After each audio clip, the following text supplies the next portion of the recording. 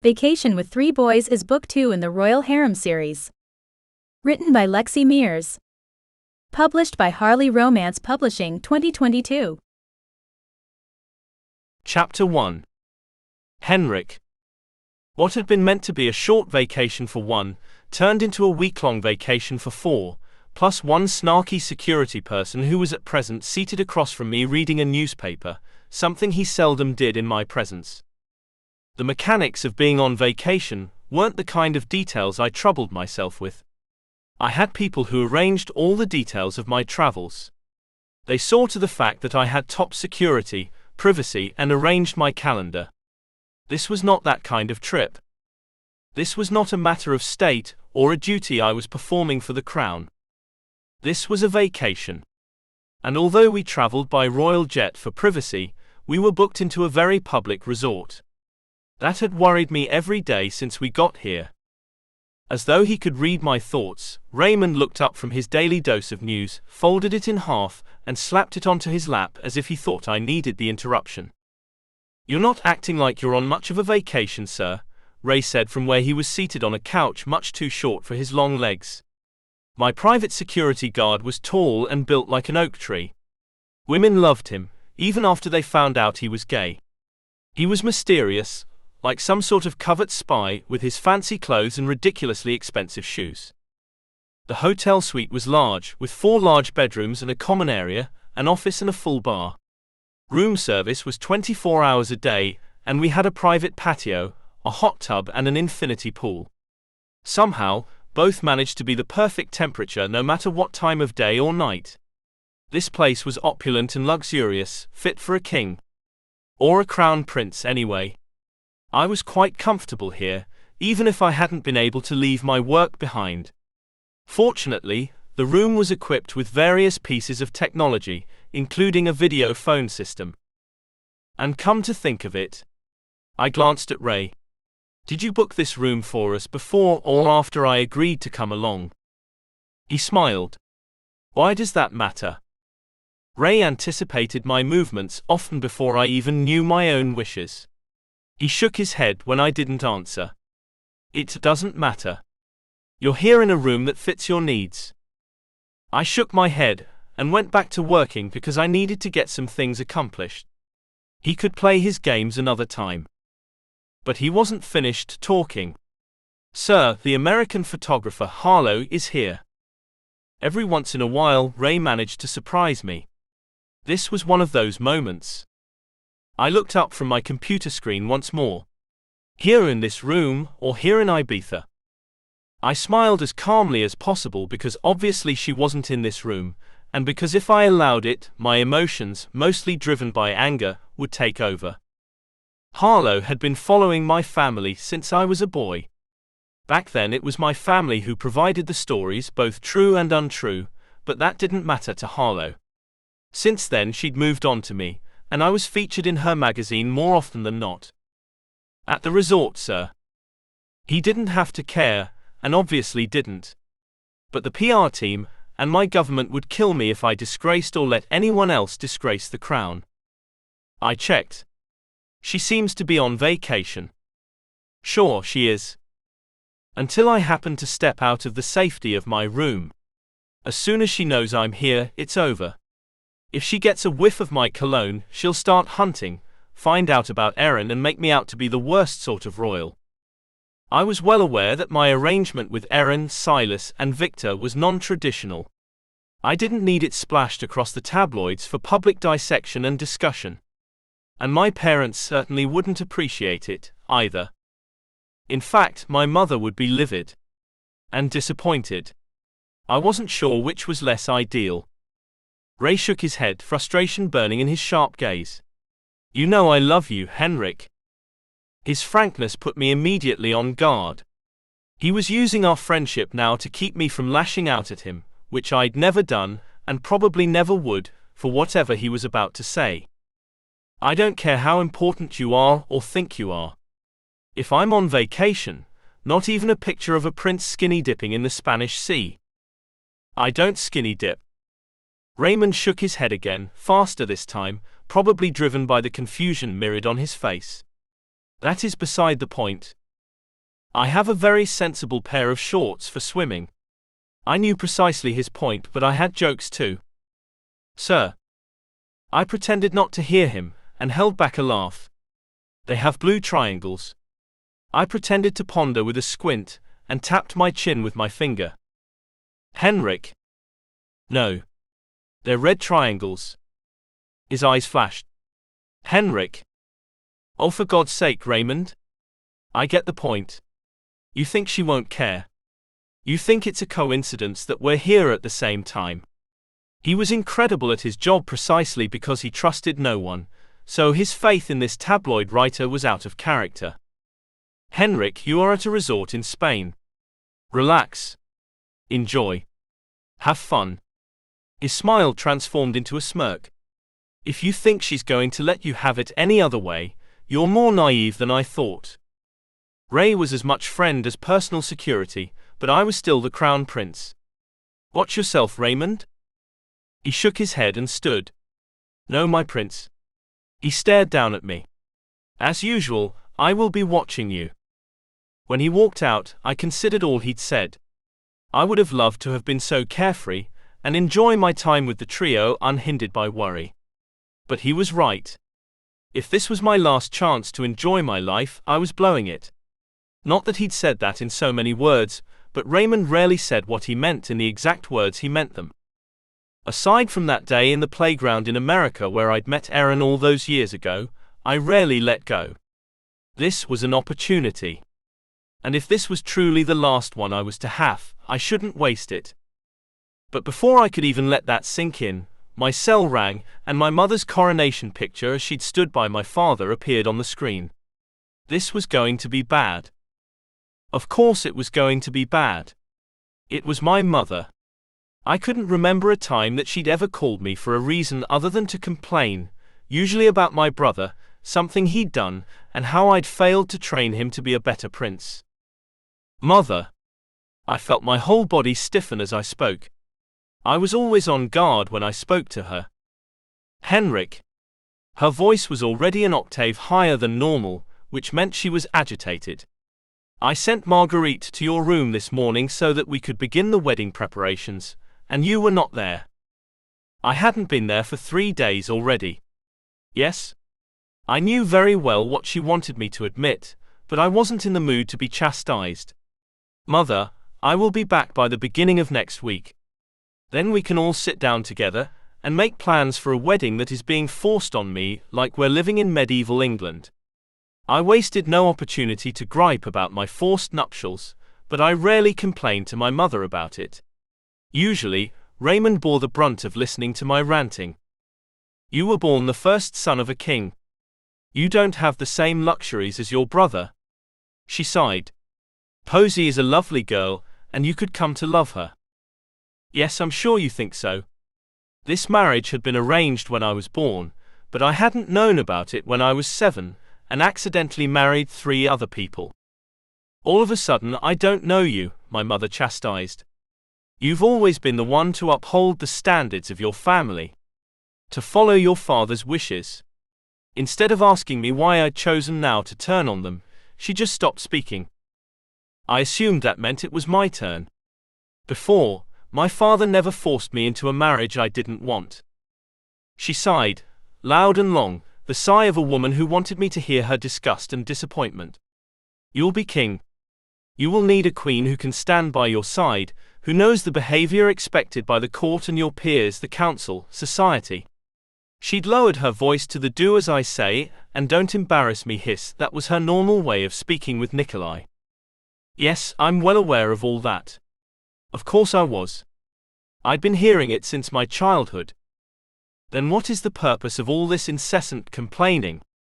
You'll do as you're told by your father and king. She raised her volume as if she could use my fear of her, which had faded long ago, to inspire me to behave in the way she wanted. There was no amount of complaining that would change her mind. I will be home by the beginning of the week. Yes, see that you are, or I will command Raymond to drag you back home in chains if that is what it takes. Duty and honor above all. I'm sure you will. Of that I had no doubt. Henrik, this match with Posy is for the good of Liechtenstein. For the people. It will provide stability for both countries. An alliance that neither side would be inclined to break, and we would honor in times of peace and, heaven forbid, war. She's a pretty girl. You'll make beautiful children. And there it was. Her real reason. She wanted grandchildren.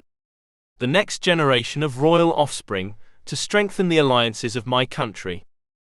I didn't like it, but there was nothing I could do about a tradition that had lasted through the ages. I know, Mother. Then stop complaining. You have 5 days. She stressed 5, as if I was unsure of the progression of days remaining until the beginning of the week. Make your memories or whatever this unplanned and unsanctioned trip is about, then get home and do your duty. My mother was the queen of our country and our family. Crossing her was treason. Even I wasn't immune, as she so often reminded me. Yes, Mother. I'll see you then. I hung up. She'd made threats previously, and she probably wouldn't follow through if I went against her. But when it came to this marriage, I was pretty sure I'd see a totally different side of her. Chapter 2. Aaron. By the time I returned from sightseeing with Silas and Victor, I was famished and dying to see Henrik. He'd stayed behind to work, but I suspected the truth was that he hadn't come along because he didn't want to be seen in public with us. I didn't know if he thought one of us would get carried away with the PDA, or if he was just overly cautious. I suspected it was a mixture of both. He'd done so well the first 2 days we were here.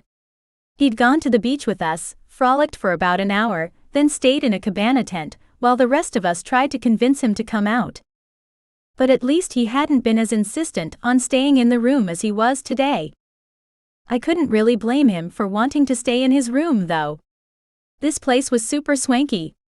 He'd booked out an entire suite for the 4 of us, and his room was the largest and nicest. In the 2 nights we'd been here so far, we'd not really taken advantage of the pool or the hot tub, but I hoped tonight would different. With regard to that, anyway. Silas sat beside Victor on one sofa in the common area, and I sat beside Henrik on the other. I laid my hand on his shoulder. "How was your day?" I scooted closer because I liked the scent of him. I also wanted to do more than hold his shoulder, so I ran my hand down his back. It was a day like most others. He didn't sound overly bitter that he'd been left out of our adventures, but the upbeat tone didn't compensate for the look on his face. This was not good mood Henrik. More than anything, I wanted to change that. I wanted to see his smile. "Well, we're back now." I smiled when he nodded. "I can see that." I took it as a good sign that he didn't break the gaze we were locked into. I could see the passion in the depths of his eyes that I'd witnessed the other night. I wanted another taste of it. But before I could lean forward and kiss him, my stomach growled, reminding me that we'd come back here to eat. "Should we order room service for dinner, or would you like to go out?" If he wouldn't go out to sightsee with us, the chances of convincing him to leave the hotel were paper thin. I understood that he'd probably seen Ibiza before, so the thrill wouldn't be the same for him as it was for us, people who had only been out of the United States once. He twisted suddenly towards me, and I lifted my arm to rest on his shoulder, while my fingers toyed with the hair at the nape of his neck. Facing me, he was so handsome it took my breath away for a full second. Then a slow smile spread across his face. "You are very radiant today." That in no way answered my question, but I wasn't unhappy to hear it. "Thank you." I couldn't look away from him. I was captured in his potent gaze that hinted at desire. I was here for it. Now about dinner. I had no excuse for why I changed the subject just then. I wasn't starving to death. But all I could think of was getting to the next part of the day. I'd had a very nice time with Silas and Victor, and the sooner we got dinner out of the way, the sooner I could have an even better night with all 3 of them. And there wasn't much in life I wanted more than that. Henrik glanced away, and the loss of that contact hit me like a sucker punch to the stomach. But then he said, "Tonight, we can eat in, enjoy the hot tub and the pool, and maybe tomorrow we can all take a trip." When he looked back at me, there was a glimmer of something that hadn't been there before. Like maybe he was going to fulfill his end of this vacation with us, without me having to remind him that he'd agreed to stay and enjoy it fully. Whatever he had planned for tomorrow was fine by me, but the use of the word maybe made it seem like Henrik was going to try to figure out an excuse to stay in tomorrow. I would deal with that when it happened.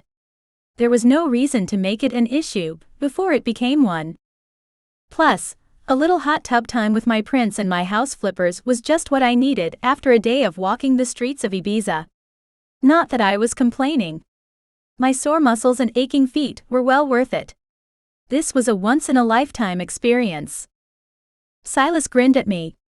I've been wanting to try out the hot tub. Looks awesome. Victor nodded. Oh yeah. Let's do it. A night of relaxation sounds like a plan. We'd spent the day drinking fine wine, eating our fill of aromatic and spicy food, and when we'd finished lunch and needed to walk off some carbs, we'd seen an old cathedral and browsed at a street market. I'd never learned Spanish, but Silas was fluent, and he translated for Victor and me. He told us about the history of the cathedral, and helped us at the market as we asked about items or talked to vendors. The day had been peaceful and comfortable, but I'd missed Henrik. Henrik got up and walked over to the hotel phone and ordered our dinner in Spanish. He was so eloquent, and when he spoke the language it sounded natural and beautiful. When he hung up, he smiled at the three of us. Shall we sit in the hot tub while we wait for dinner? That was an idea I could fully get behind. Definitely, I said. He didn't have to ask me twice. Sounds good to me, said Silas as he and Victor headed off to their room. I gave Henrik one more grin before I turned on the ball of my foot and ran back to my bedroom. I retrieved a previously unworn swimsuit from my luggage and slipped into it. The white bikini deepened my leftover summer tan, and I appreciated the way Silas smiled and then bit his lower lip when I walked out.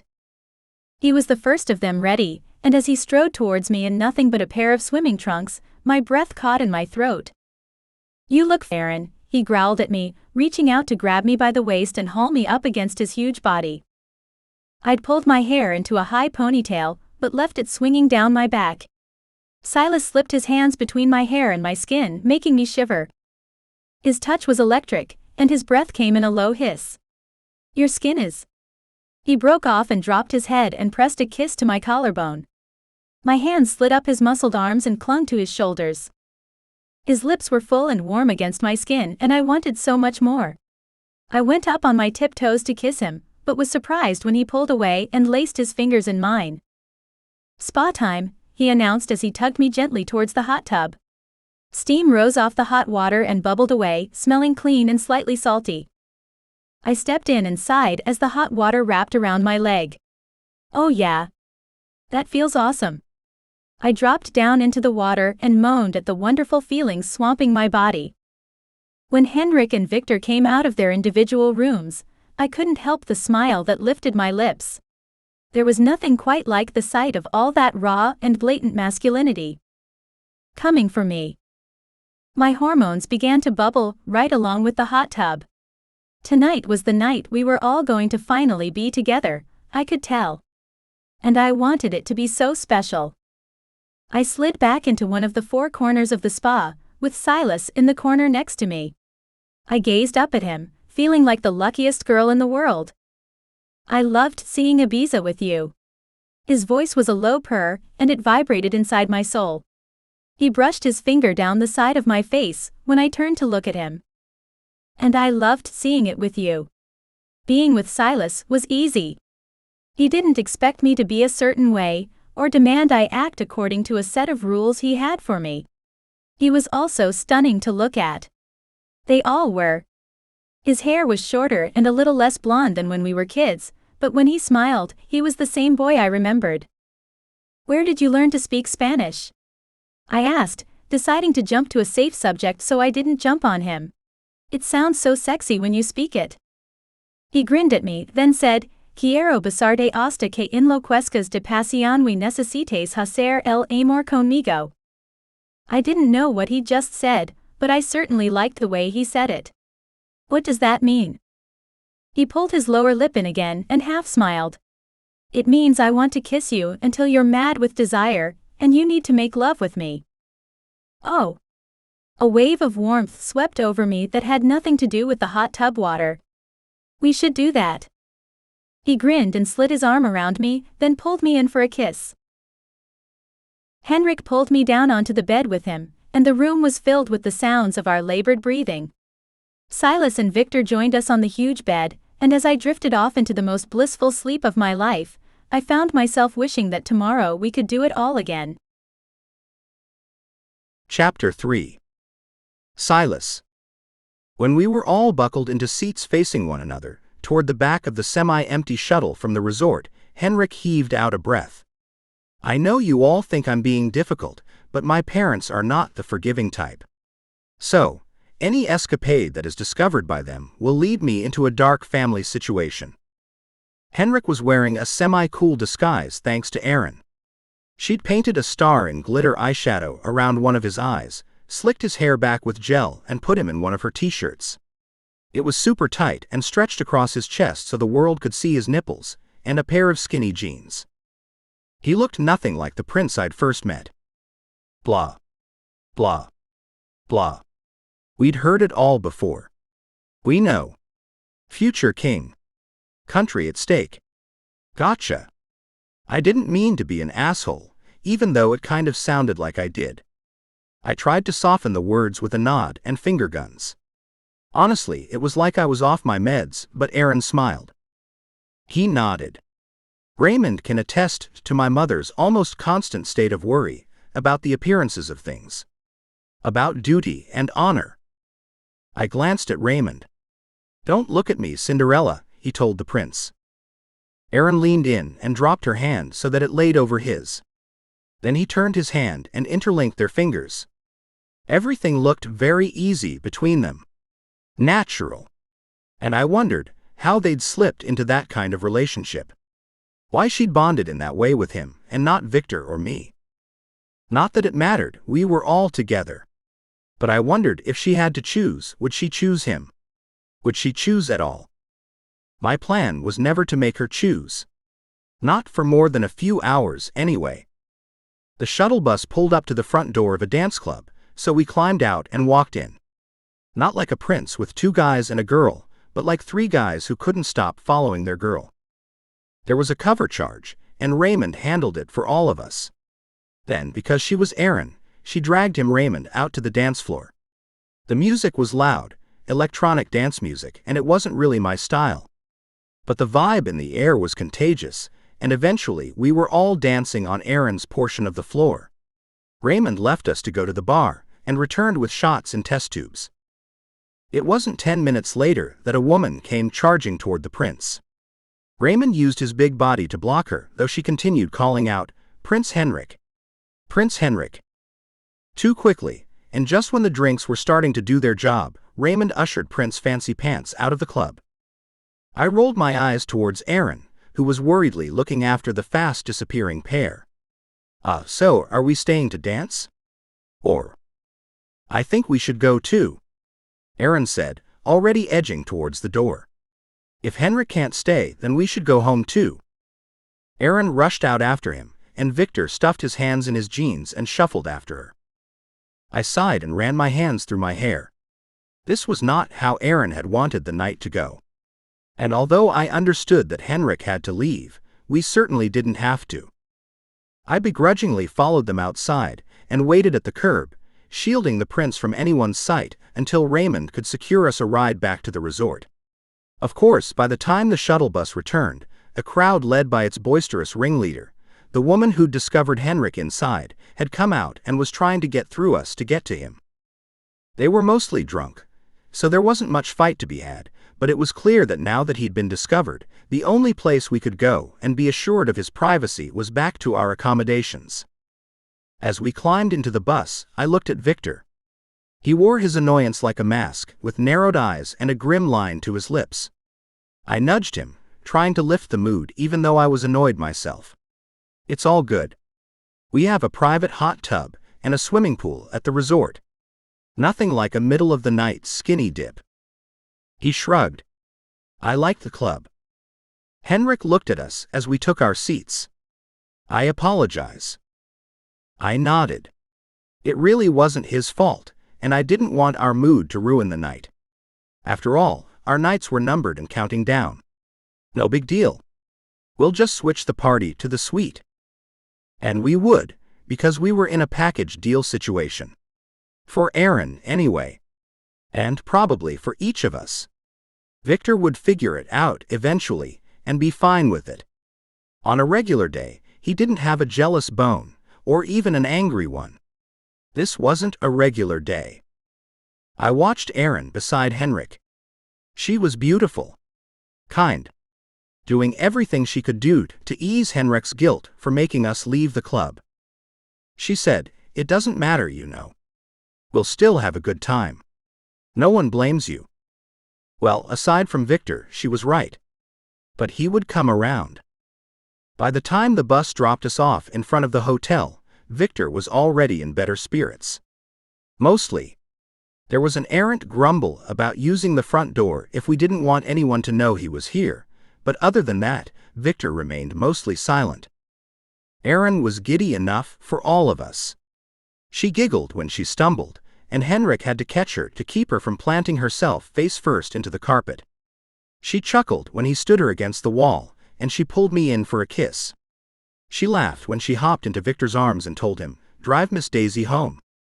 He ran her inside the suite past Raymond, Henrik, and me. Raymond saluted us.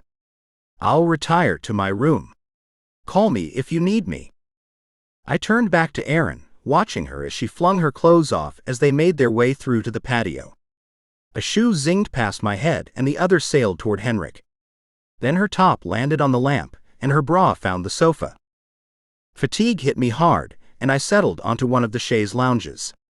It had overstuffed cushions that felt like clouds when I reclined back into it. Victor shook his head as Aaron dove into the pool. "I'm going to bed." He went inside his room and shut the door. I stared after him. Seriously. He left the party. Why? I shook my head and turned back to the main show. Aaron pouted, then wagged her finger at Fancy Pants as he shook his head at her. "Come on, Henrik," she begged. "Come swim with me." "It's late. You ignored me all day." She puffed her lip out again. "Please?" A simple please was all it took to talk him out of his fancy pants and his too tight t-shirt. Once he was naked, he dove in, and she clapped her hands. When he surfaced, Aaron was waiting for him, and pulled him into her for a kiss. It was one of those searing kisses that looked every bit as hot as it probably was. Her fingers raked through his hair, and then she curled her arms around his neck. When we'd been in poly relationships in the past, I'd watched Victor with our woman, and he'd watched me. There was some thrill in a live action. Henrik lifted Aaron out of the water, and she giggled happily when he climbed onto the deck after her. Then he lifted her to her feet, swung her up into his arms, and carried her to the chaise. That chaise was near enough to mine I could see the action very well, but far enough I couldn't reach to touch her. He set her down on the cushion on her back, then held himself over her, kissing her as water rolled from them onto the cushions. She turned her head, then crooked her finger at me. "Come over and join us?" "No thanks," I said and smiled at her. "I want to watch." She smiled at me, and then turned her head to kiss him. There was nothing about her that I didn't like. She was sensual, beautiful, and sweet. This was the kind of a woman a man didn't let go of, even if he had to share. And I didn't mind one bit. Chapter 4. Victor. I was barely awake enough to remember where I was when my phone started pinging. I ignored it and headed to the bathroom for my morning piss, then a quick shower to wash last night's club off me. But finally, I picked it up. Silas was a live-in-the-moment kind of guy. Never watched the news. Never cared about world events. Not that he was stupid. He preferred to read books to newspapers, listen to music rather than news reports. I, on the other hand, liked to keep up on current events. So I generally awoke to headlines pinging across my screen. I was in Spain though, and I considered starting this day without a thought to TMZ or US World and Entertainment News. On the other hand, I swiped the screen, let it find my face, then read the headlines. Oh. Fancy Pants wasn't going to like this one bit. And the chances of him suffering a small stroke increased with every word I read and the pictures I saw that flashed onto the screen as I scrolled. Oh fuck. His small stroke just became massive. Prince Henrik's Ibiza holiday is a naughty one. And there were somewhat blurred, but not enough for plausible deniability, full-color photos of the three of us in the hot tub and kissing Aaron. A picture of the prince in his disguise grinding against Aaron in the club. A blown-up picture of a very naked prince with his "This was bad" on about 28 levels of suck. The caption under the picture was at least somewhat complimentary. Henrik's sizable package on display. Use of the word sizable wouldn't be enough to stave off his aneurysm, though. I walked out of my bedroom and saw Silas sitting at the table with a plate of eggs in front of him the size of a small city. "Good morning, buddy." He nodded to the table. "I called down for breakfast, and a few minutes ago they delivered all this." He laughed. "If I had this kind of pull, I would be so fat. And happy."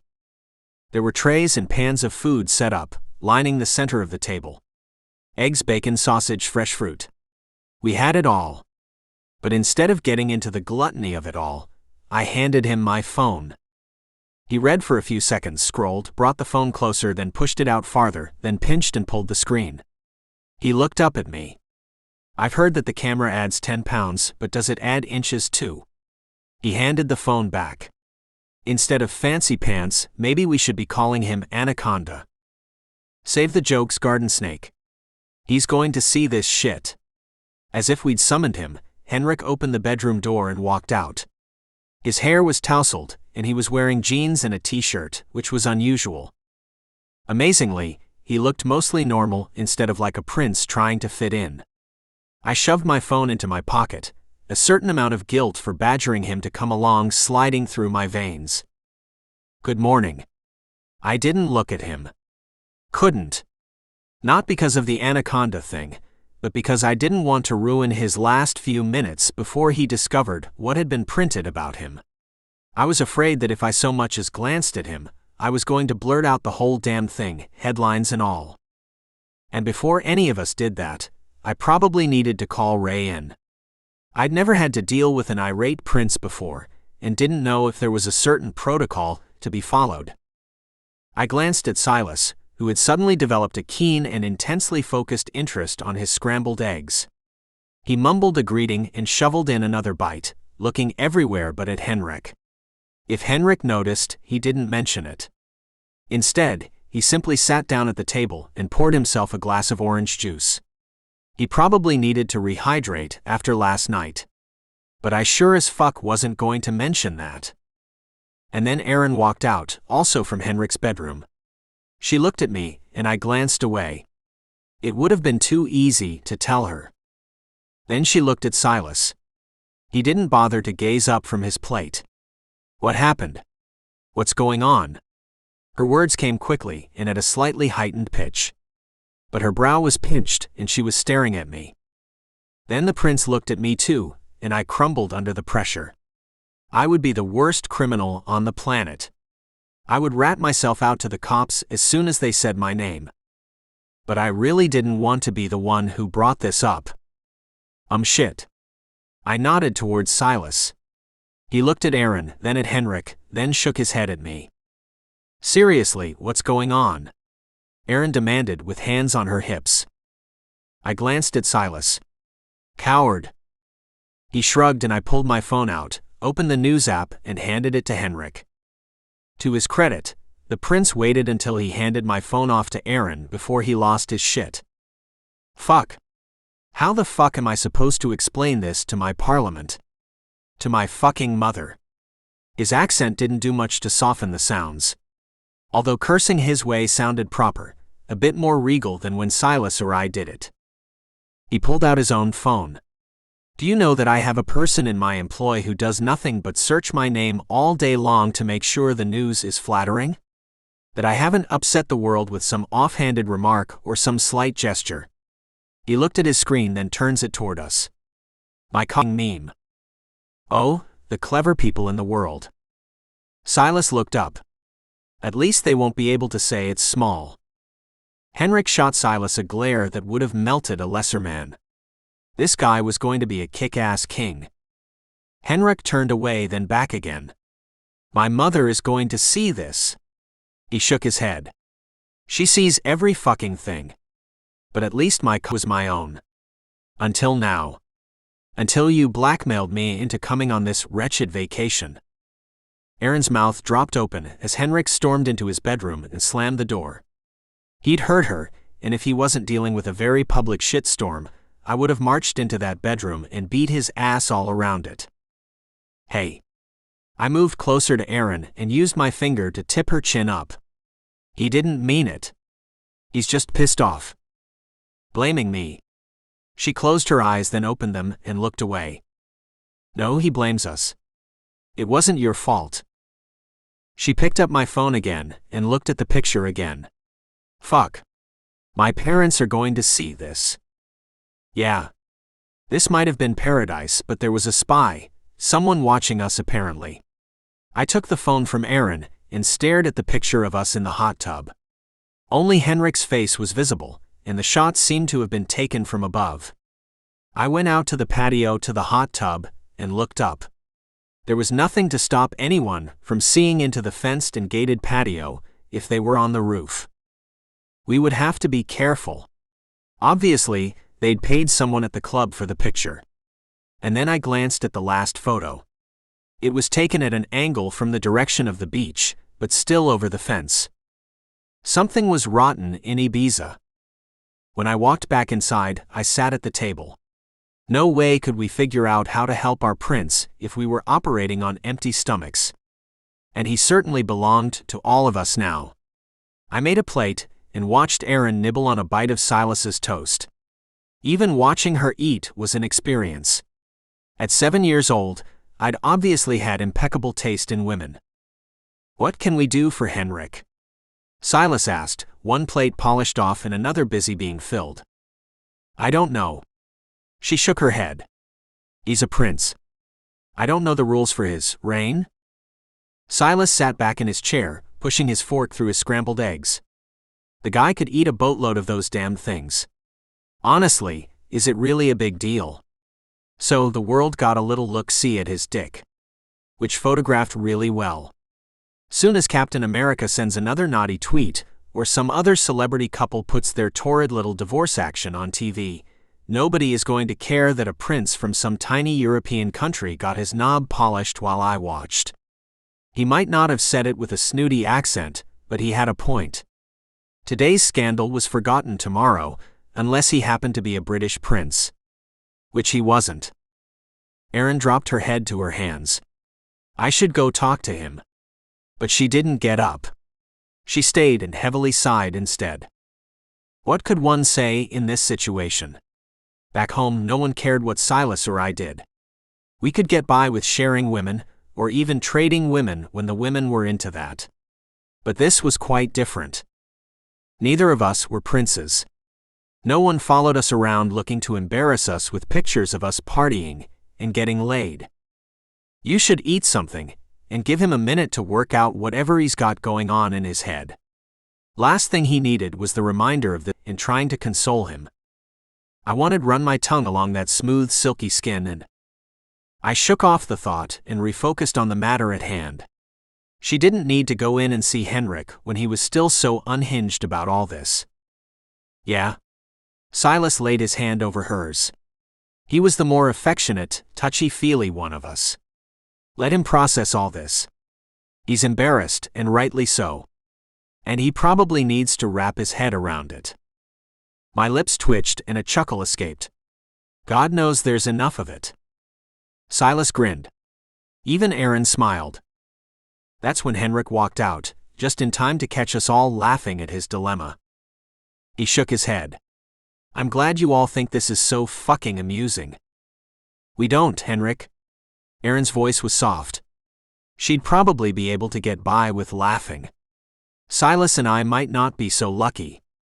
Silas nodded. We just don't think it's the end of the fucking world. Aaron stood and walked toward him. When he held up his hand to stop her, she changed direction and walked onto the patio. This was not a good moment to be vacationing with a prince in Ibiza. Not while there were people watching us. Chapter 5. Aaron.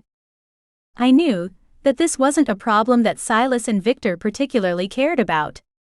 They were playing video games on the console attached to the big screen.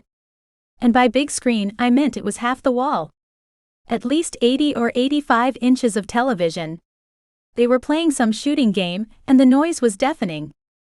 I walked out to the patio again. Henrik still hadn't come out from his bedroom, and these two had told me that it would be better to not bust in there and try to make him see that this wasn't a big deal.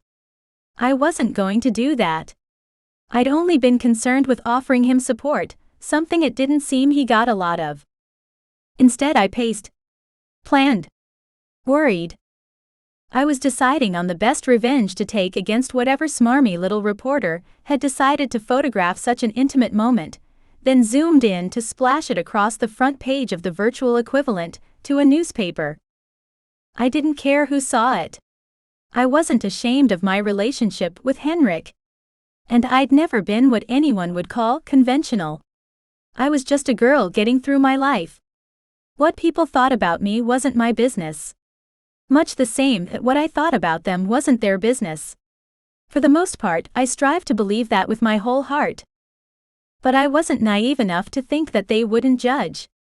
And Henrik would pay the price for that. It wasn't his fault. He'd been taught all his life that what other people thought mattered, that he had a certain standard to live up to, and foursomes probably didn't fit that standard. Although, whoever decided had obviously never benefited from having one. I smiled at the thought. These last few days had been incredible. Definite Dear Diary days. I hated the person who ruined it, who tarnished our vacation. It wouldn't have taken much to convince me to hunt them down. The byline was a single name Harlow, but in one of Henrik's outbursts he'd called Harlow her. Cher. Madonna. Harlow. All one-name wonders. But only one of them was trying to take down someone I cared about. I grunted in frustration and watched the water roll into the beach. Hey. I looked up as Ray walked onto the patio and came to the rail on the beach side. I walked up to him and asked, "How is he?" "He's furious, as expected." Ray shrugged and sighed. "This is going to take a minute for him to work out." A minute was probably too optimistic. I nodded. "What can we do? There has to be a way we can help him. I couldn't just let him take the fall for what we'd all decided on, what we'd all enjoyed. I couldn't let them punish him for living his life." Ray looked at me for a few long seconds. They felt long anyway. "I know Henrik. The anger we saw today is a good sign. On a normal day, he's reticent. Holds it all inside. Barely human." Ray had worked for Henrik for years, apparently. He's never had to deal with scandal before because he keeps his nose clean. But the king and queen are used to this kind of thing. Many articles have been written about them. Some true, some not.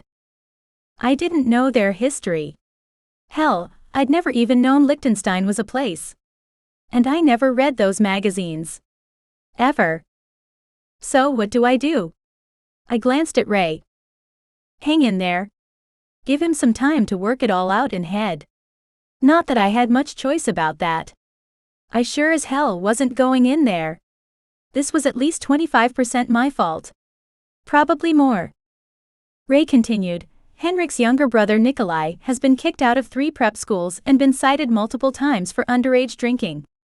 The family is used to dealing with antics. But not from Henrik." Stating the obvious was one of my special skills. No. And that's what makes this such fodder for the masses. If Ray said so, there wasn't a reason to doubt him. He knew Henrik better than anyone. And if he said Henrik only needed time, I believed him. I glanced towards the entrance to the hotel. Maybe I should go talk to the front desk. Henrik's privacy at this very expensive and supposedly exclusive resort has been compromised. I bet they wouldn't like their customers to know. You mean go to the front desk and validate the story so that some desk clerk who's going to be identified only as a source inside the hotel can claim their 5 minutes of fame by portraying you as irate, he used air quotes, and frantic? So they can say the woman from the photos has been identified and has gone to fight for the embattled prince? That's what you want to do? He cocked an eyebrow, and when he put it that way, the idea sounded bad to me too. Don't be naive, Aaron. Fine, what do I do? I wasn't mad at Ray, although I probably could have softened my tone of voice. I hated that this relationship, if that was what it was hurting Henrik. Keep your heads down. Let it die down on its own. Now he sounded like every adult I'd ever met as a kid, when the bullying had been big and bad. But I didn't come to Ibiza to keep my head down and stay in the hotel. I was going to figure this out.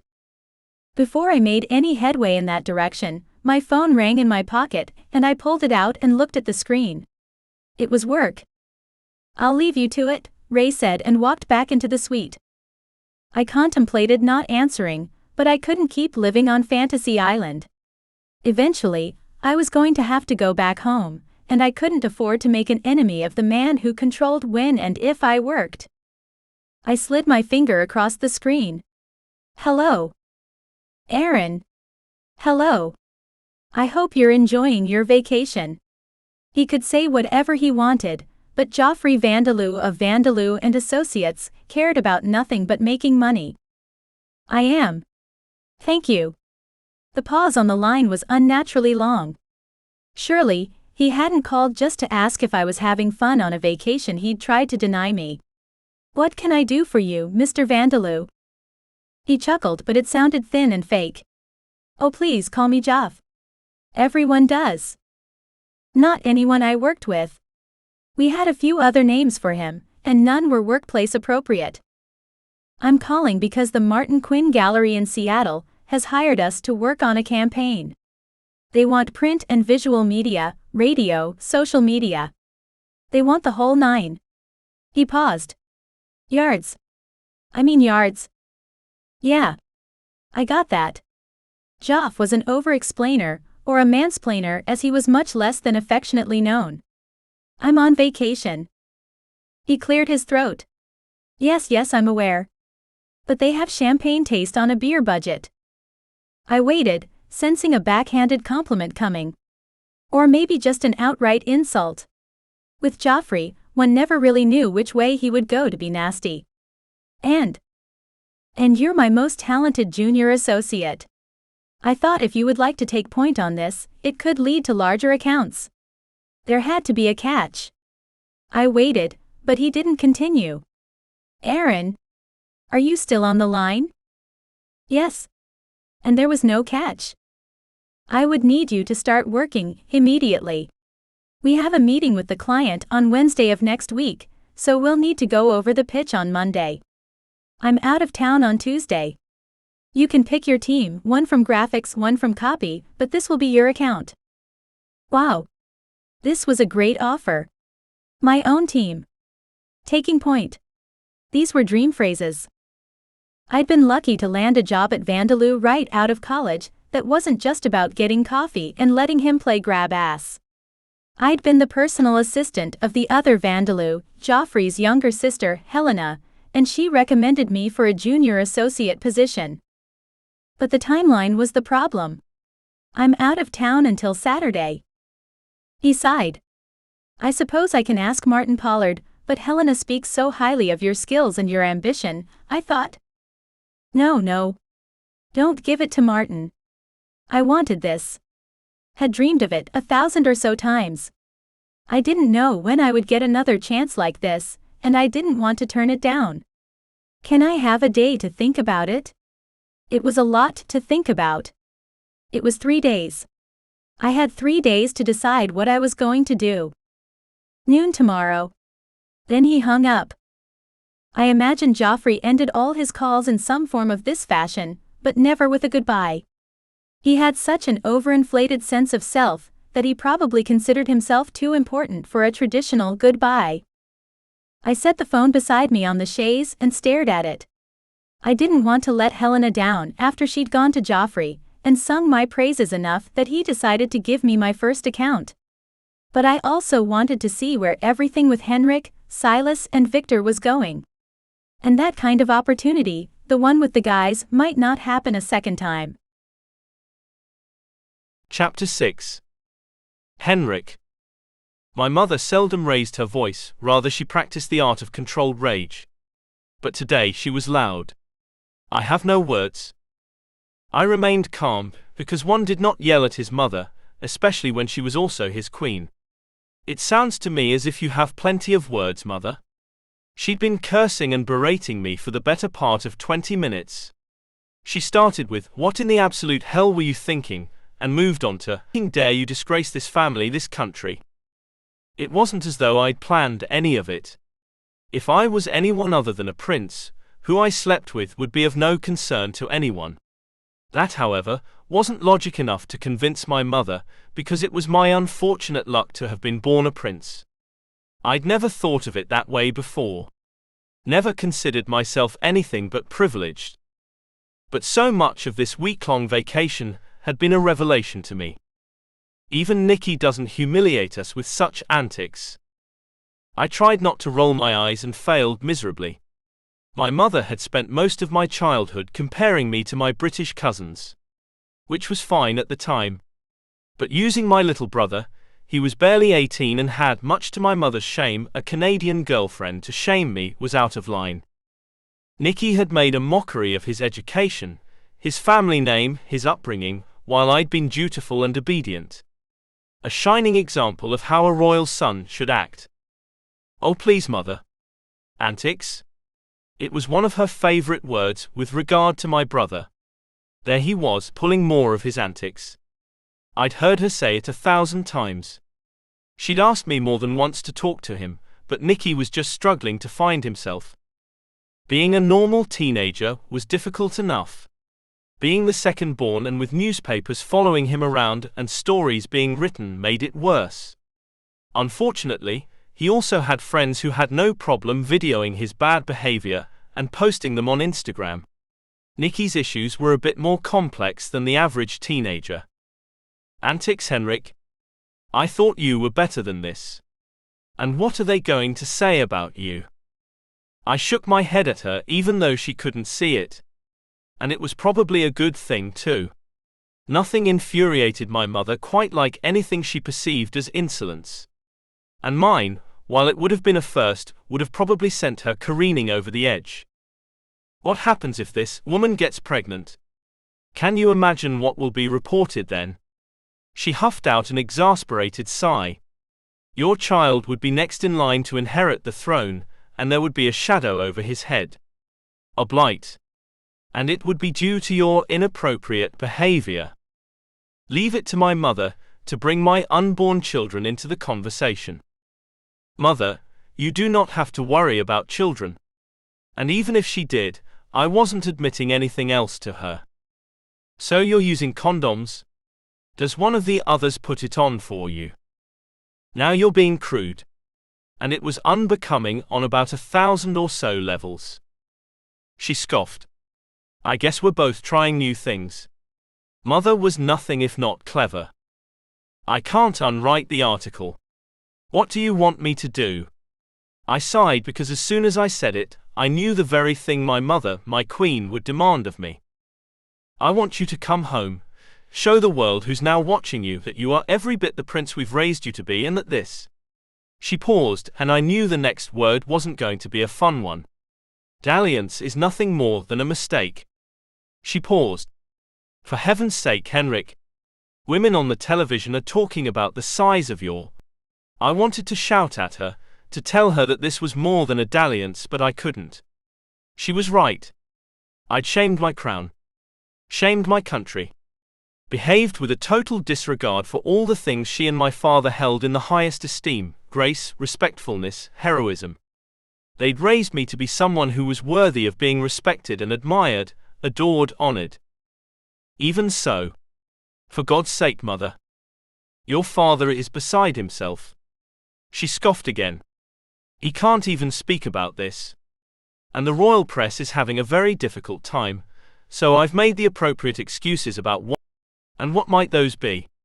There was no telling what excuses had been made on my behalf.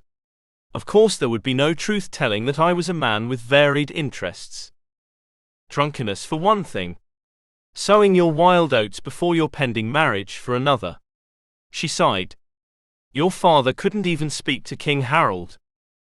That was my Moravian bride's father.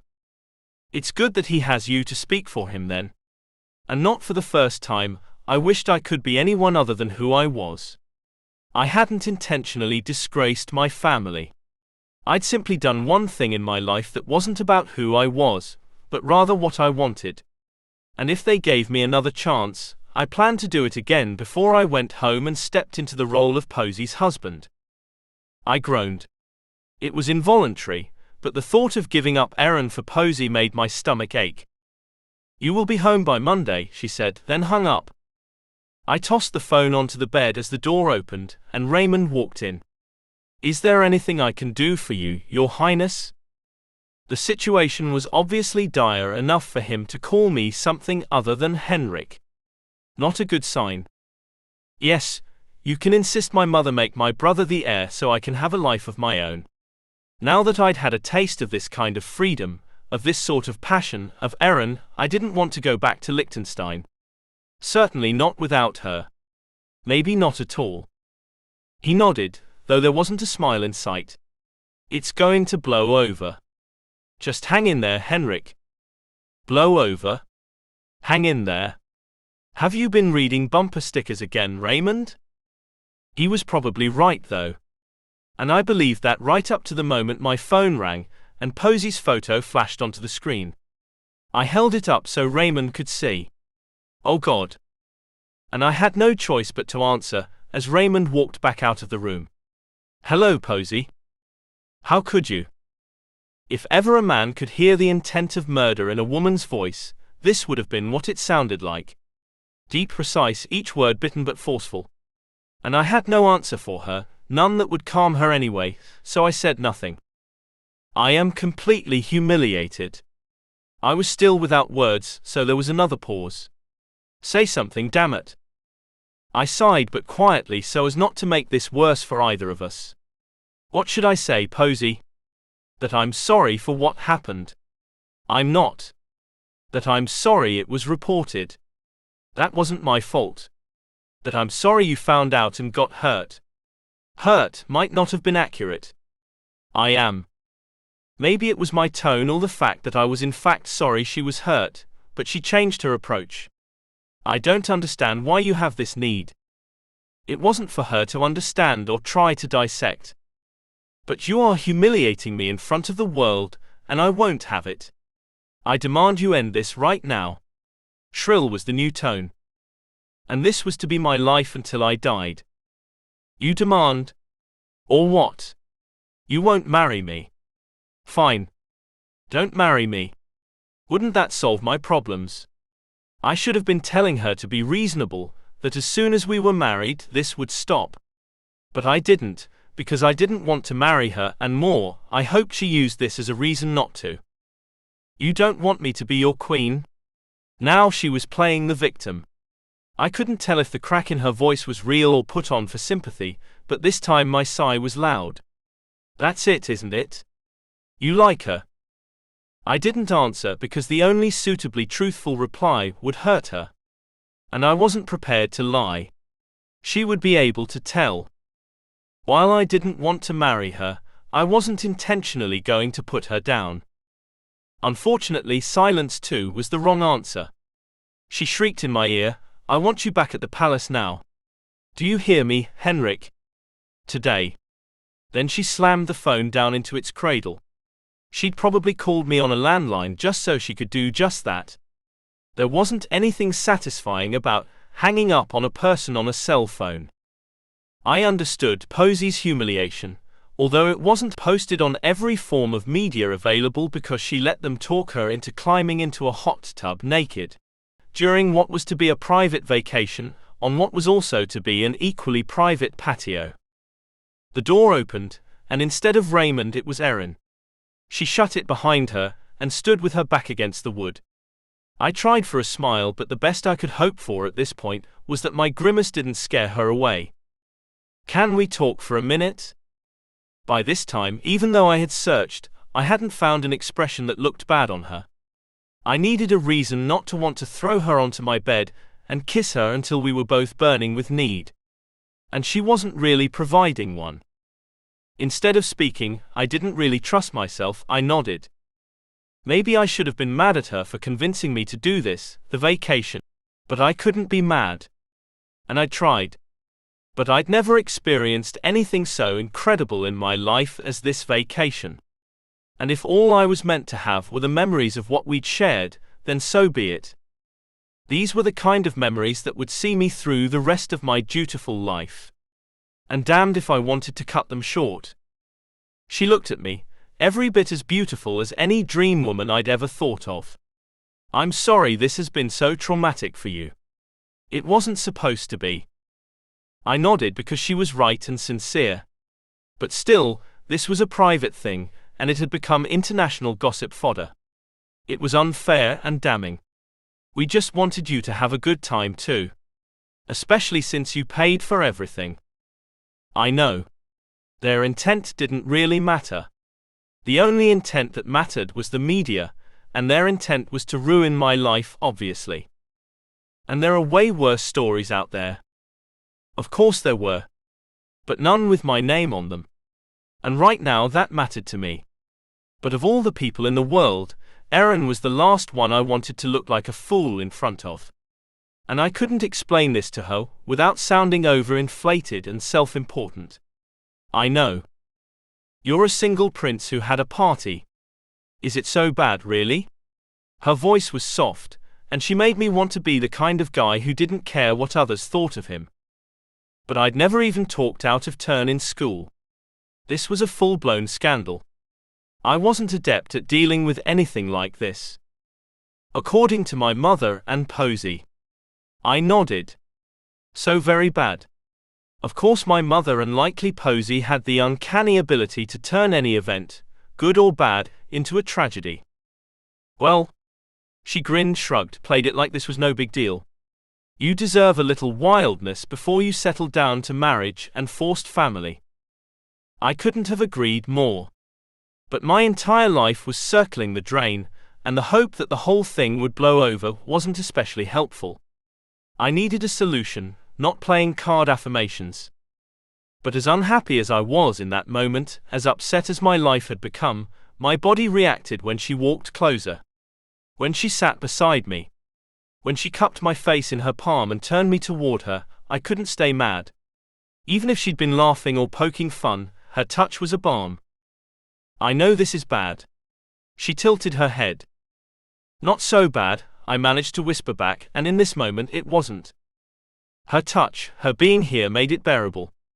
Probably more than simply bearable, but pretending it hadn't happened wasn't a solution. It wouldn't calm my mother or soothe Posey. Stop her from playing woman scorned on a world stage. The universe I was carrying was heavier than it had ever been. And of all the things I wanted to say to Erin, I couldn't say any of them until the chaos died. And only God himself knew when that might occur, if ever. Chapter 7. Silas. Victor's pacing wasn't entirely annoying. He did it to think. To work shit out in his head.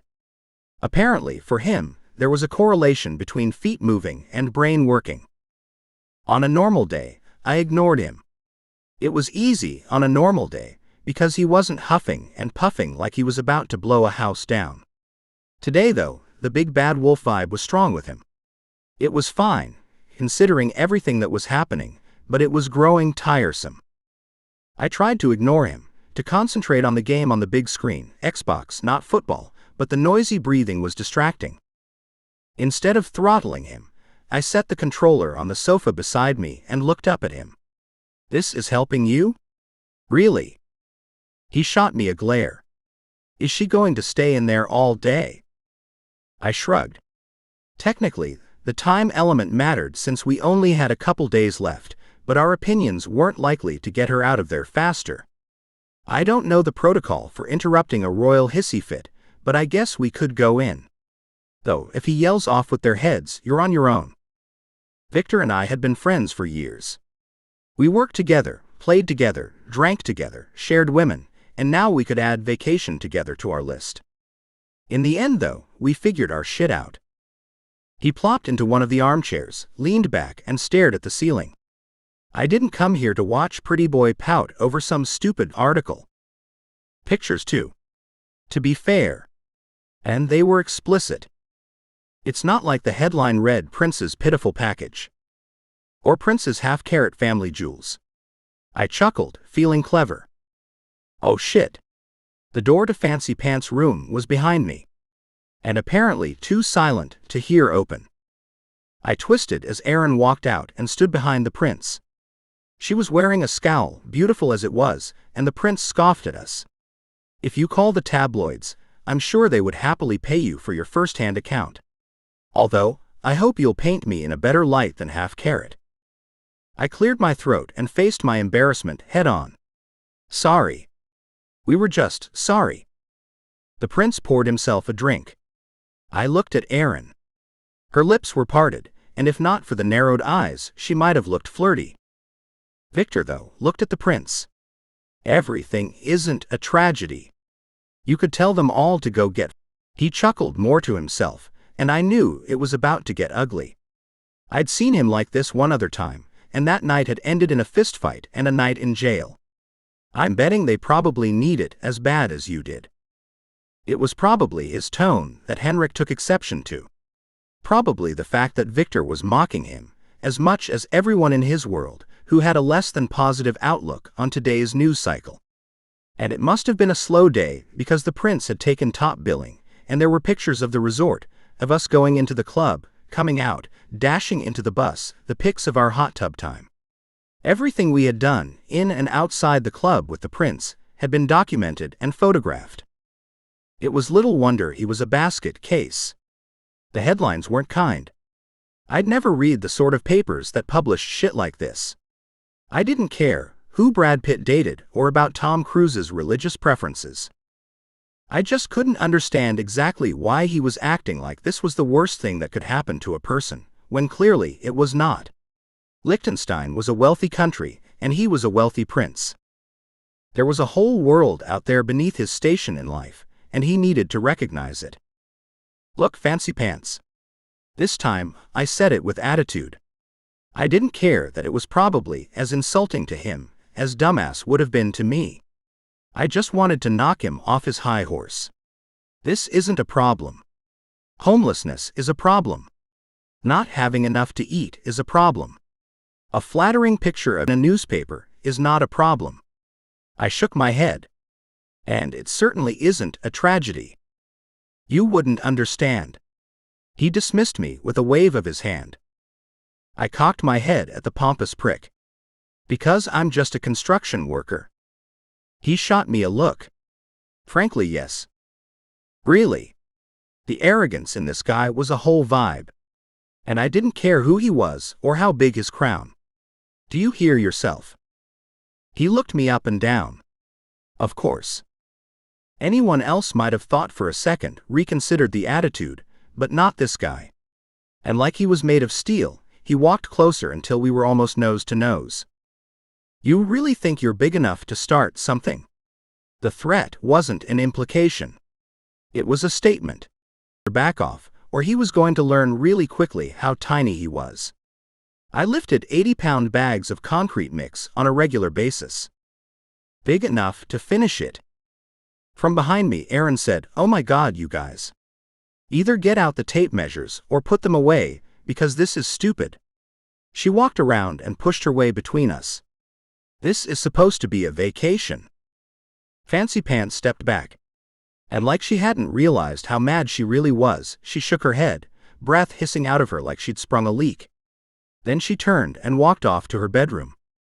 Victor shook his head also, but he was smiling, and followed her towards her bedroom and into the hallway. The door closed behind them, leaving me alone with Fancy Pants. He looked at me. Great. I crossed my arms over my chest. You can blame yourself for that one, princess. If you would stop whining about the papers following you around and writing about you, and just let go, and have a good time, she wouldn't have gone off with Victor. I couldn't believe he cared so much what people thought of him. Who gives a shit what they write? I don't have any choice. I have to care. His self-importance was staggering. It's a gossip paper. The world doesn't care who you're sleeping with. Oh, you know so much. He sighed. It's a lot easier to go into a peace summit or negotiate for my country when my picture. Okay. He had a valid point. Doesn't your country have a herd of snobby lawyers to sue the people who printed the pictures, with enough power to get them off the internet? If it was such a big deal, there had to be some legal recourse. The tabloid is American, and American tabloids hide behind your Constitution and the First Amendment to print their poison. They aren't held to any standard because it infringes on their rights. He sounded bitter, and I wasn't sure I could blame him. That's an argument for another day. I wasn't the one who was suffering, thanks to someone else's freedom of speech, so I wasn't the one who would be weighing in. The point is, either figure out a way to deal with it or get over it. Making everyone else miserable, while you mope and complain, isn't going to serve you or anyone else you agreed to vacation with. I didn't want to come out flat and tell him that he was the one making it so much worse than it was. For a few seconds he stared, nostrils flaring, breathing hard, lips compressed into a tight line. Then he nodded. I know. It's just a lot to take in. Yeah. I could give him that. You know what I do when shit is too real? He shook his head and stared. I blow it up. I nodded to the television. It's therapeutic. I handed him a controller, showed him how to use it, and then watched him go. I didn't know what classes they taught at Prince School, or wherever he'd gone for his education, but this guy was a master strategist. I was glad he was on my team. We played Xbox for a couple hours. Shamefully, there were high fives, fist bumps, possibly initiated by me. I had no excuse, either. It was just nice to not be at each other's throat. When Victor and Aaron returned to the room, Henrik was standing up to get us a couple fresh beers. They served American beer in the bar, and room service delivered, but no one stayed in the suite to open them for us. So we'd worked out a system. Last one finished had to get next round, and since princes were taught to savor, Henrik was pretty much always the one getting the next round. Aaron cocked one of her pretty arched brows at me. All made up. I shouldn't have made fun. I shrugged. And I have to lighten up. Not everything is tragic. Henrik looked at me, and I nodded. We'd worked it out. Chapter 8. Aaron. This is a vacation. And you guys seriously want to do is sit in this room and play war games. I looked at the three of them, and they all looked at the television. While we were waiting for Henrik and Silas to work out their issues, Victor and I had a couple of drinks, and now I wanted to play. I might have been a little spoiled by all their attention, but being ignored now didn't do much for my morale. At the very least, the one who wasn't playing could have paid some attention to me, but they were all engrossed. And I had to take action. I didn't have a choice. The minibar was stocked, and it wasn't really mini. We had pint bottles of liquor, whiskey, vodka, tequila, gin, even vermouth. Beer, American, and several other varieties I didn't recognize. We had ice and various glass types. I picked up the tequila and walked to the sofa where Silas and Henrik were currently battling animated bad guys. The graphics were amazing. I could admit that. And watching the functionality of the game was interesting. The way they could zoom in and back out, split the screen, hunt and fight together was all impressive, but it only took a few minutes to bore me. So I dropped my hand in Silas's lap and let my fingers do the walking. He looked at me for a quick second, then went back to the game. Victor sat on the floor near the edge of the sofa, and I glanced at him. He was watching the screen so intently I could have walked out naked, and they wouldn't have cared. And that was a thought I was tipsy enough to run with. I went into my bedroom. It was semi-sheer, filmy more than see-through, but I slipped it on and checked the mirror. It was either use this negligee to get their attention, or engage them in a drinking game. We could drink when Silas made the PFT sound, or when Victor rolled his eyes, or when Henrik sighed. But I wanted them to be lucid and able for our next session, and if this didn't get me some attention, a drinking game wouldn't help. I tipped back my tequila bottle for a quick shot of courage, then walked out of the bedroom to stand in front of the television. I waited for them to look, then let my head fall back as For a second, Silas shifted to try to see around me before he suddenly focused on me, then put his controller down. Victor stared and Henrik smiled. Then Henrik stood up and stalked toward me like I was prey. He grabbed me around the waist, dropped a kiss to my lips, then pulled me toward his bedroom. Never in my life had I felt so cherished, so cared for. It was intoxicating, and I didn't know how I was going to go back to my real life after this. Or even if I would be able to. At some point in the next day or so, I had to make a decision about my future, but right now I only wanted to bask in the moment, to live this fantasy until it ended. I could feel our time together drawing to a close, and I wanted to hang on to it, to not face the decisions that had to be made. But real life was calling, waiting for us all, and there wasn't one damn thing any of us could do about it. Chapter 9. Henrik. I stood on the patio, listening to my father berate me over my cell phone. As soon as his name showed up on the screen, I'd walked outside and as far away from Erin and the guys as I could. They'd heard enough of my family's abuse already. The derogatory statements, the anger. At least the sun was shining this afternoon, and there was a light breeze rolling off the ocean. I wouldn't swelter and die out here while my father called me everything but my name. What in the hell were you thinking? His voice was deep, angry, laced with the kind of judgment he usually reserved for Nikki. I was thinking I would live a little, have a bit of fun before I gave my life to the crown. I wasn't the first crown prince to sow a wild oat, and I certainly wouldn't be the last. There was more than one crown in the world, more than one country with a monarchy. But it was a lonely job, solitary, and the time we spent serving the crown and our families and the people was all borrowed. I wanted to live my life while I had the chance. Live a little. My father went from angry to irate in the turn of one phrase, and it occurred to me that I should have let the damned call go to voicemail. I should have let my father vent to the little electronic voice that told him to say what he had to say, and then hang up.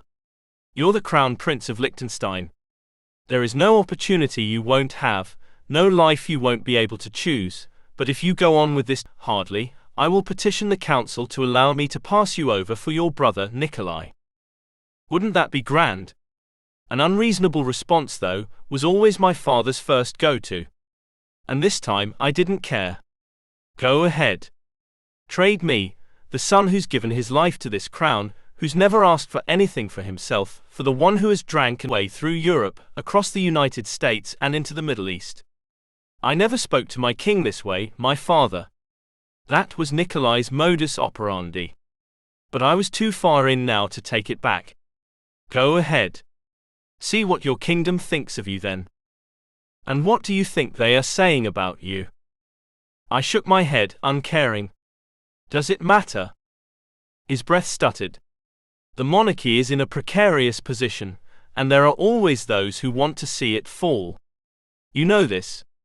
Of course I did. They'd been preaching that exact line to me since I was a boy. The council has mentioned taking it to the people, finding out if they would rather shift to a presidential rule of government, dispersing the family money to the people and the government. It's a Nicholas II situation here. He was so dramatic. You think they'll lock the family in a basement? Of course he did. Over the years his paranoia had reached peak heights. And lately the peaks stretched even higher. For God's sake, father, take a breath. Henrik. This is our history. Our future legacy, and you'll see it destroyed for what? A woman who answers phones for a living. Is she worth taking down the history of your family, of your country?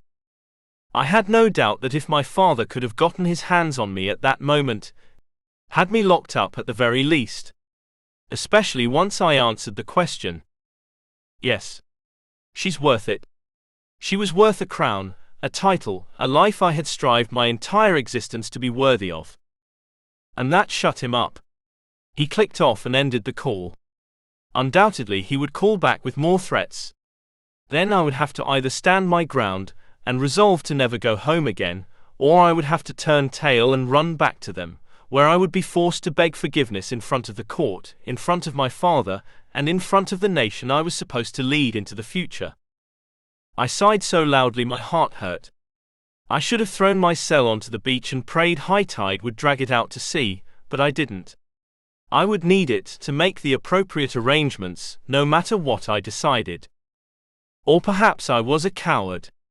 And everyone in this hotel, in this resort, already knew I would be back at the palace on Monday morning, ready to make my apologies, and the waves rolled onto the beach, and I wondered if ever there was a time I would be unamused by such natural, beautiful things. A time that I wouldn't romanticize the crashing of the ocean into having a meaning more than its service to the moon. It's pretty, isn't it? Erin's voice was soft behind me, her hand light on my shoulder. I nodded. When I was a boy and I came to the coast, any coast, I was enchanted by the sight of the rolling waves and the white foam. I thought it washed the world clean of all the bad. And that there was so much bad to clean, that it had to come in and out over and over. I'd never told anyone those ridiculous notions before. The first time I ever saw the Pacific Ocean, I was terrified. It was beautiful, of course, but we were on the cliffs and looking down. Below us the water was crashing into the rocks. It was so loud and violent. Dangerous. She turned me toward her. Perception is subjective, Henrik. I nodded. She was right. But I have an entire nation to consider. I sounded pompous and grandiose, but I was honest about who I was and the reasons why I was this way. Who considers you, Henrik? It was a good question, a fair question. And one without a good or fair answer. Kings don't have the same luxuries I have right now. And that was why I hadn't heeded my mother's demand to come home in that instant. So, are we just a minute of your life? Is this all ending on Sunday? I closed my eyes.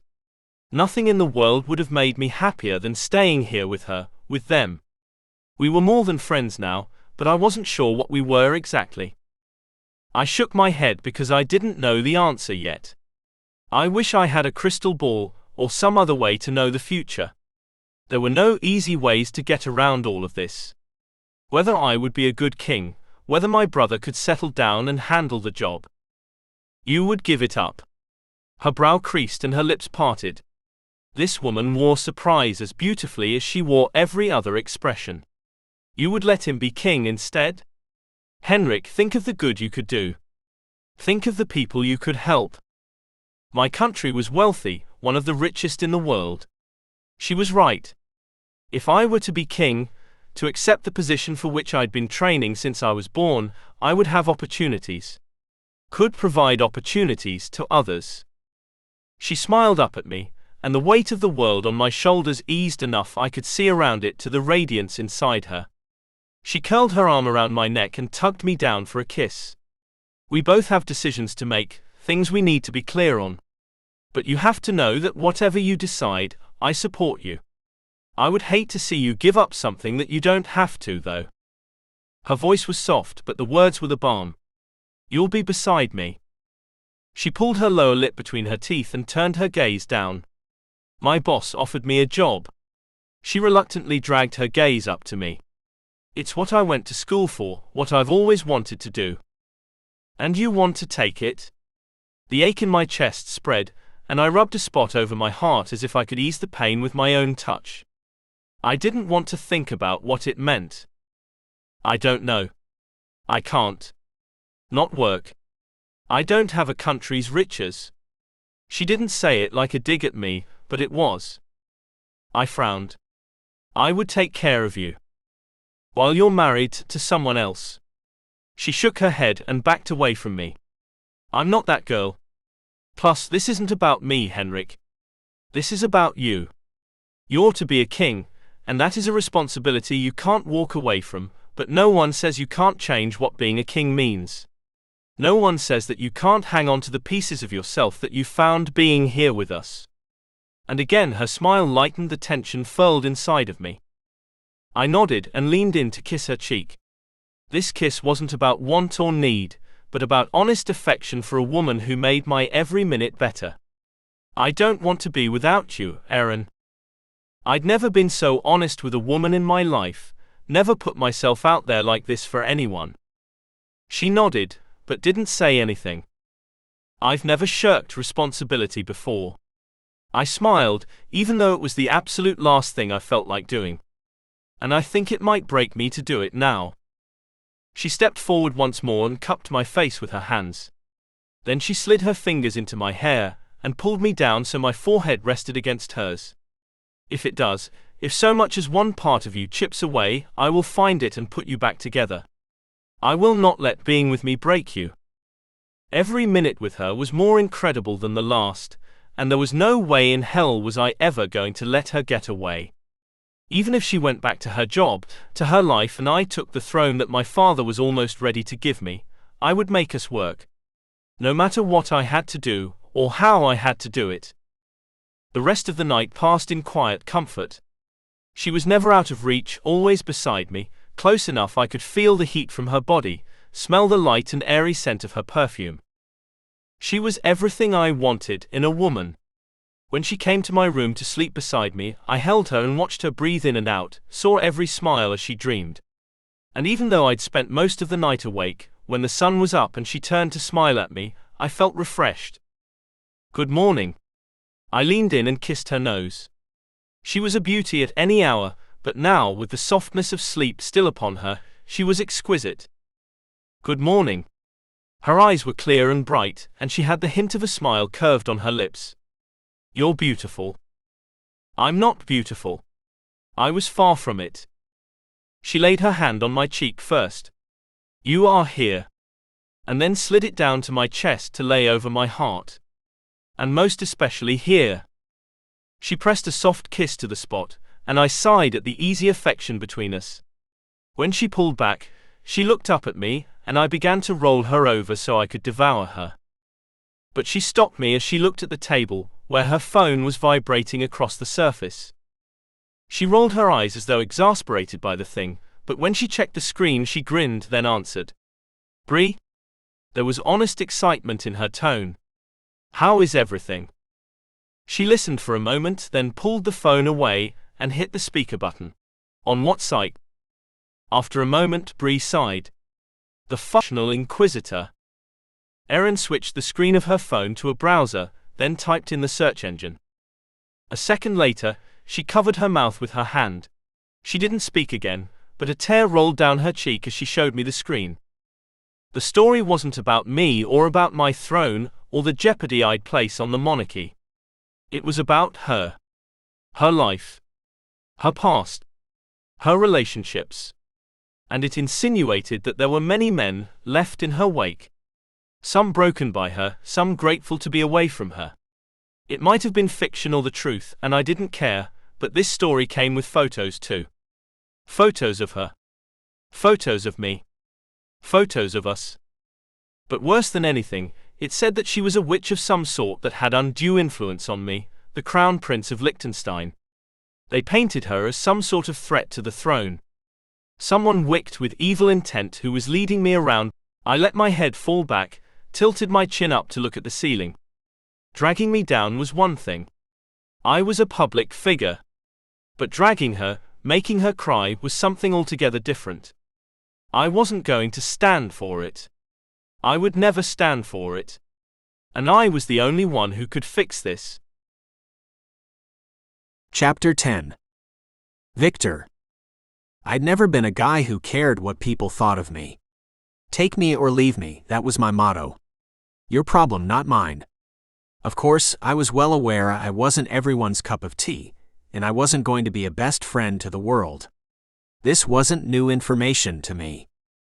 Of course, it wasn't my name or my personal life being dragged around for the world, so I didn't judge Fancy Pants for his anger, or Erin for her utter devastation. But there was a lot of cursing and crying going on in this moment. Erin stood up from the couch and shook her head, back to pacing in front of the television. Who am I? Right? Who cares what I do? I shrugged and shook my head. I don't know. But I did. It was because she was the woman in the pictures with fancy pants. Some industrious little reporter, I was guessing it was Harlow, had gone all in to find out who she was. Found her hometown. Talked to people who knew Erin way back in the day. And those people had been ready and willing to fill in details they claimed were true. They talked about her old boyfriends. Some real doozies in that lot. One of those bozos even came forward to have his 15 minutes of fame. Silas looked up. They care about you because of the company you keep. He nodded towards Henrik. She threw her hands up, and I could have told Silas that she didn't want the honest answer. She wanted the feel-better answer. She wanted us to tell her that they would all move on and forget about her. And when he didn't do that, didn't tell her what she wanted to hear, a new batch of tears slipped down her cheeks. So, if I want to keep my private life private, I have to give him up? Otherwise, it's open season on me too. Henrik had left the room, saying he was going to find this Harlow woman and explain the rules to her. He had to do something because Erin wouldn't survive much more of this. Well, Erin, if they're going to write it anyway, and talk about you anyway, and photograph you anyway, why let it bother you? It was easy for Silas to say. But I agreed with him. We're in Spain. And so far, we've gone sightseeing one day and been holed up here the rest of the time. Not that being holed up in a room with her had been all bad. There had been some downright thrilling moments, ones I sure as f***'s not going to forget. But we can't stay in bed all the time. She picked up the tablet she brought out of the bedroom with her, swiping the screen. Party Princess panty-wearing prostitute. She slid her finger from left to right. Henrik's honey and her house of hunks. Even I could admit it sounded bad, but Silas shrugged. So they love alliteration. Who doesn't? I almost bit my tongue off. Now was not the time for jokes. She lifted her head enough to glare at him. They called me a foot, Silas. So what? Who cares what they think? To my way of thinking, this was a whole lot of grumbling over things we couldn't do anything about. The papers weren't going to be unpublished, and the stories were already out there. I care. I care so much. She shook her head at me and punched her hands onto her hips. Even angry, she was hot enough. Why? I wasn't being a smartass. I really wanted to know why she cared. Why? She turned away from me, then spun back. Why? Her eyes flashed, darkened. You may not care what people think about you, but I do. And maybe if this was some local paper, it wouldn't matter. But this is national. Everyone from sea to shining sea and pole to fucking pole can see it. That Harlow person had better hope that Erin didn't get hold of her. It wouldn't be a cat fight or a fist fight even. It would be an annihilation, and when the dust settled, only Erin would be left standing. But first, we had to get her to calm down and see that it wasn't that big of a deal. Look, Erin. Silas held up the iPad she'd just thrown on the sofa. These are the same pictures as yesterday, just with new headlines. So they're recycling news. Is that supposed to make me feel better? She smiled, but there was no joy in it. It was more a smile of disbelief. Because it doesn't. Not even a little bit. No, I guess not. Silas set the tablet on the table. He'd given it a go, and she'd shot him down. There was no point in talking to her if she was just going to continue drowning herself in her misery. I waited and realized I had to say something. Look, we're in Ibiza. I specifically called it Ibiza because it always made Fancy Pants roll his eyes and correct me, every time to Ibiza. But he wasn't here, and so there wasn't anyone to tell me different today. I say that since the articles are already out there, and they aren't likely to stop either, we go about our business and see this place. We have the fun we came here to have, and we don't worry about who's doing what or saying what or writing what. They didn't call you a Her words were bitter, but her acidity wasn't pointed at me. It was a response to her situation. No, but whatever they say, they're going to say it whether we're holed up here, or whether we're out there living our lives and having fun like we planned. It all made sense to me. There was a world outside this hotel I hadn't seen yet, and I could sit and play Call of Duty with Silas at home. It wasn't likely that I was going to get another chance to come to Ibiza or anywhere else. I wasn't broke, dirt poor or impoverished, but travel like this was above my pay grade. Erin glanced at me, and I could see some of the angry air had come out of her sails. I shrugged. I'm just saying that we're here.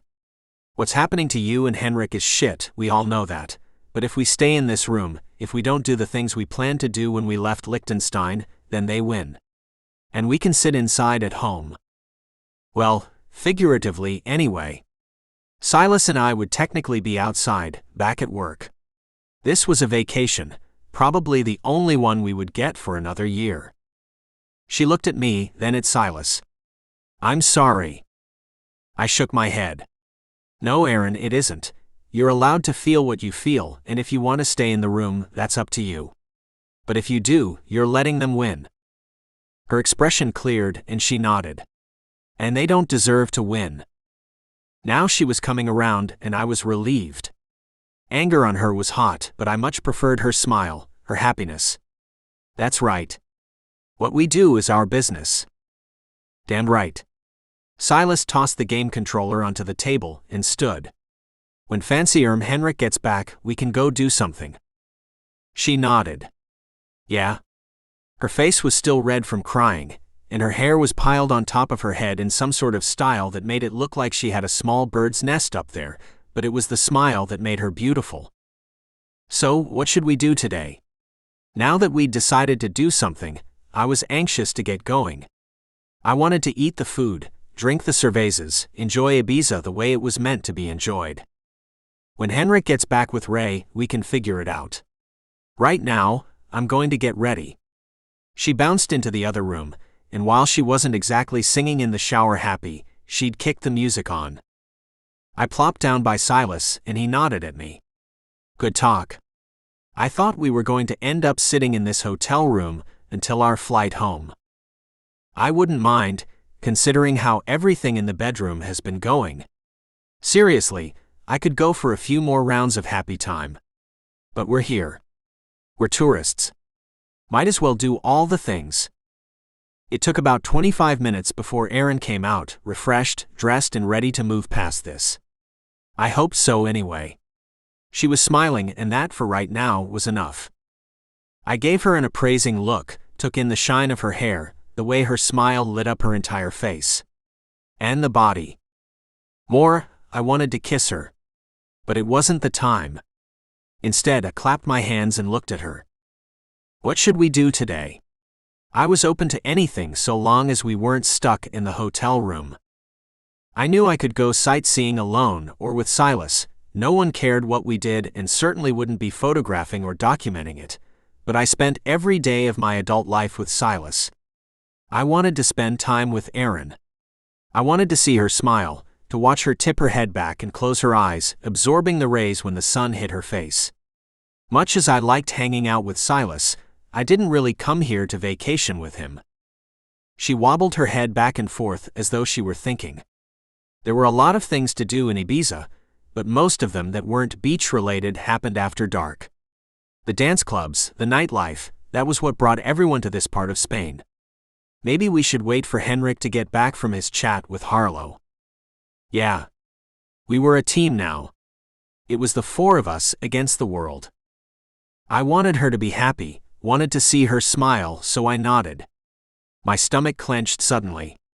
I didn't have any idea when I'd caught feelings for Erin, but sure enough, they were real and I was scared. The kind of scared that tempted me to run and hop the next plane home. I looked at her and Silas, sitting on the sofa now, quiet, but waiting for Henrik with their beers and their easy companionship.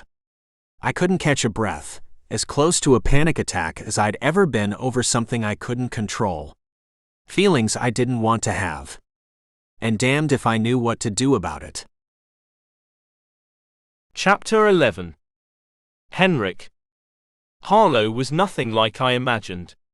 And prior to the moment I stood across from her in the resort's conference room, I wouldn't have ever suspected it was her. A spy. Someone who'd once been invited into the palace to interview my father. I didn't know what sort of fall had sent her crashing to the murky depths of tabloid reporting, but I wanted it to stop. She was in her 40s, probably the latter half, but she had clear skin, wide eyes and plump lips. She was the kind of woman that even though older was enough to make a man grateful for women. "Do you have children, Ms. Harlow? I thought maybe we could establish a rapport." She nodded and her mouth twisted. "I have 2 sons." I didn't expect her to haul out the family photos, but she turned her phone toward me. "The brunette is Rhett. He's 19 and the older one, a blonde, is Spencer." She turned the phone back toward herself. "Spencer is married now with a baby on the way." She shoved the phone into her pocket. "I don't suppose you invited me to meet you here," and by invited she meant I'd sent Raymond to bring her and not given her an opportunity to decline, to discuss my kids. And she was right, of course. I nodded. She was a get-down-to-business type of a woman, and probably guessed that I was here to make her an offer. There was no real reason not to get to it. "I need the articles to stop." She nodded, and her hair fell over her shoulder. She pushed it back and lifted her gaze to mine. "Of course you do. But I can't help you, Your Highness. Because it's your job." It was a good reason, but not good enough.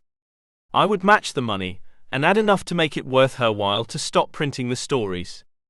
What if it isn't your job anymore? Then they'll send someone else. She shrugged like it didn't matter what I did. "You know they will." "Right. Yes." I paced a few steps away, then turned and walked back toward her. "My editor isn't going to let this go. She smells a story and she wants it. If you tell me what's going on with you and your traveling companions, I'll print it, your side, but if you don't tell me, then I won't have a choice but to keep digging until someone gives me the story." I didn't answer one way or the other, but she opened a notebook anyway. "What do you know about the traveling companions you've chosen?" My blood boiled under my skin. I wanted to scream, to yell at her that this wasn't a story anyone needed.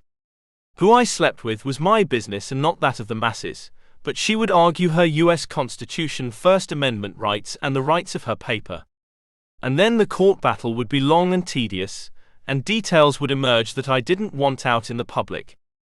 This wasn't up to me, and I wasn't used to things not being up to me. I shot her a glare.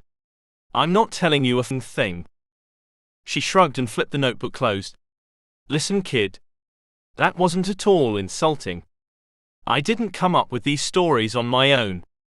They're being fed to us." Of course they were. I rolled my eyes.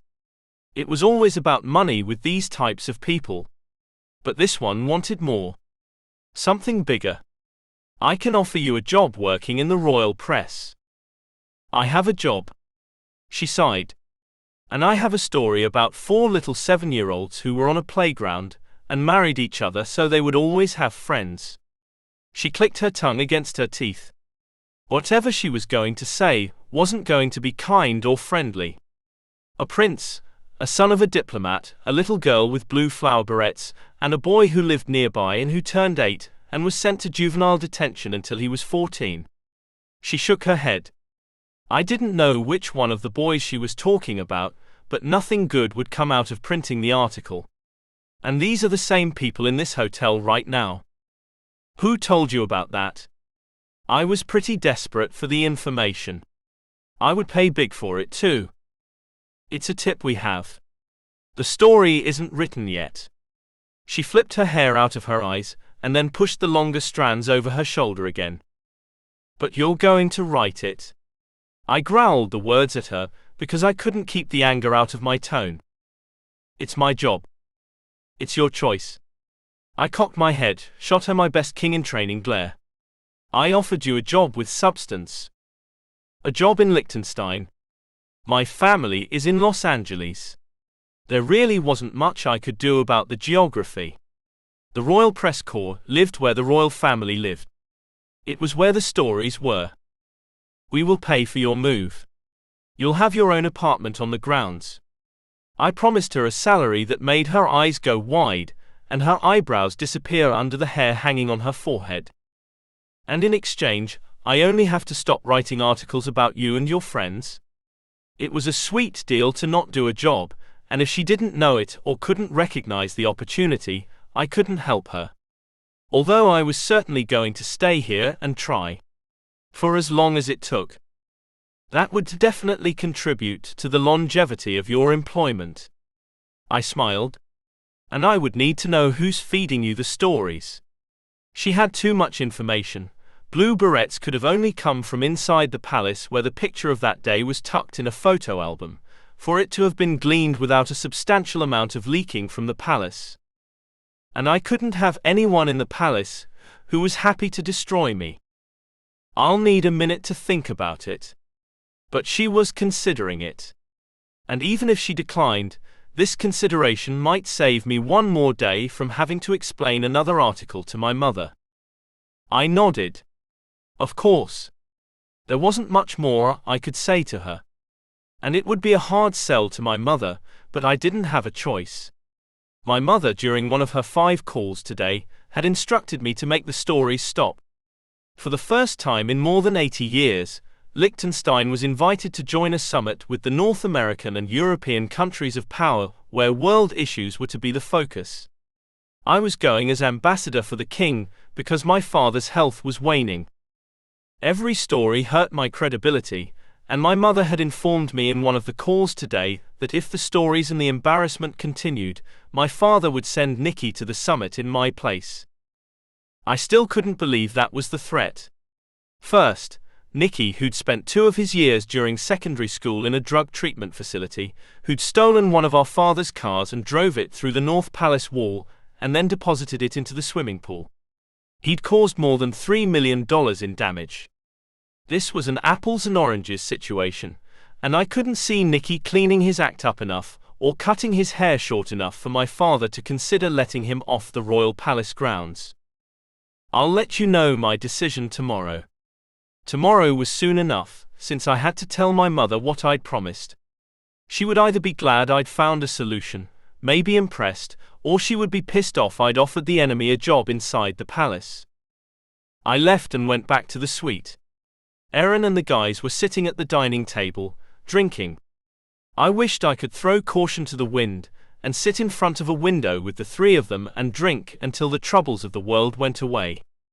But before I could take a chance like that, I had to figure out how anyone managed to get pictures of us before. I couldn't take a chance that some other tabloid could have caught the scent of this story and descended on the resort. Just once, I wanted to not have to worry. I wanted to be able to forget who I was and enjoy the same freedom everyone else did. The one time I'd done that, pictures of my dick ended up on Nightly World News. But it has been shoddy reporting. They mingled my history, probably because there wasn't any, with Nikki's. Said after my stint in a California drug treatment facility, I'd flown to Ibiza with my entourage and engaged in illicit group sex, binge drinking, and wild partying at an Ibiza club. It was like they'd read exactly from Harlow's article, but added the rehab session to make it more enticing and sensational. Erin twisted to sit sideways in her chair. How did it go? I shrugged. I don't know yet. I won't know until tomorrow. I had to wait for Harlow to make a decision, but I didn't feel as if rehashing it would serve any purpose. Can we go do something now? Silas stared at me. We'd found a new piece, and I didn't want to destroy that with the truth. So instead I nodded, and an idea sprouted. If I couldn't be myself and have fun on the grounds at the resort, because I couldn't control what was seen and what wasn't, I wouldn't stay on the grounds. There were helicopter tours that would let us see all the things I couldn't risk visiting. For a little while, I could be a part of the group outside of the hotel. Yes, let me make the arrangements. I nodded at them, because this idea was something that could save this day for all of us. An hour later, we were in the air, wearing the headphones that allowed us to talk to one another over the whir of the propeller. There was nothing like looking down and seeing a pod of dolphins frolicking in the water. Erin clutched my arm and stared with wide eyes. We flew over the water for a few minutes and Silas grasped his seat hard enough his knuckles were white, a sharp contrast to the green pallor in his cheeks and his skin.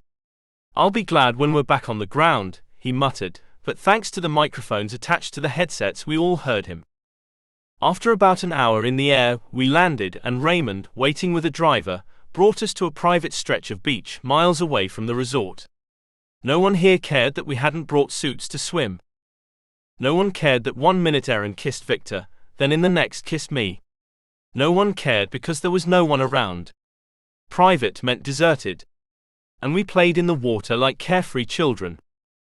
I'd seen all of Ibiza before, from land, from sea, from air, but I loved hearing Erin and the guys excited over the dolphins, the water, the size of the waves. Fresh eyes made everything feel new. I hadn't had such a good day in a long time. And when we finally returned to the hotel, I walked into the suite happy. And even if it only lasted for a few minutes, it would be enough to carry me through for a while. "Hey Henrik, you've got mail." Silas held up an envelope. "Put that down." Oh God. The lightness of my mood drained instantly, and I sounded like an asshole.